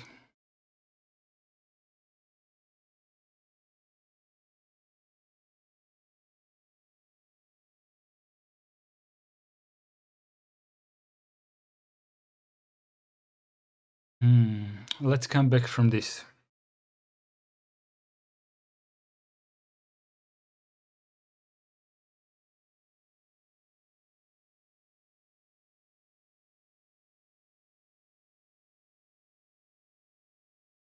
Ah, sorry, that's the wrong figure.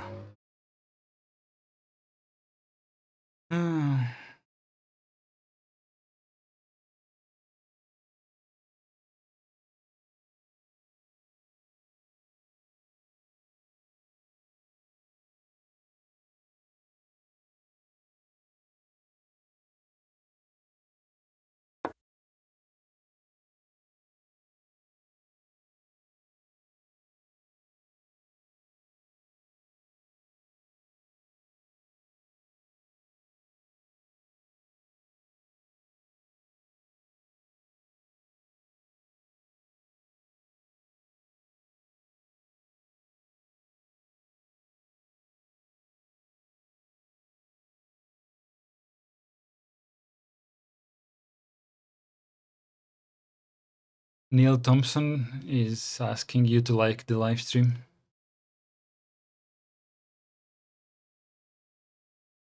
Anyone play a Go game on Linux? Found nice key Go app? I don't think so. I didn't really see this move, but okay.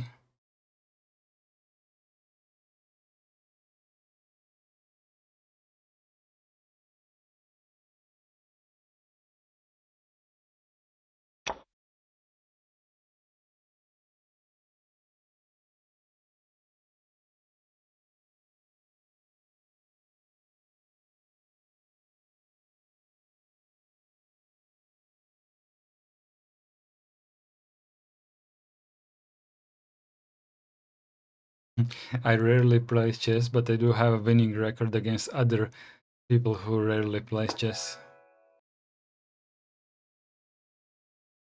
Ooh. Whoever voted for me, sorry.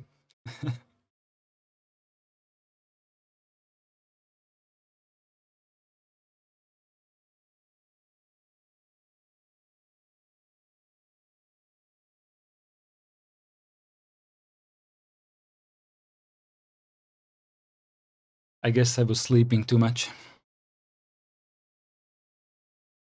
GG's. GG's. Needs a bit more brain next time. But GG's indeed. Now you have been restored with your chess experience. Now you can say that you have played it in the past 30 years or 20 or 10 or 1.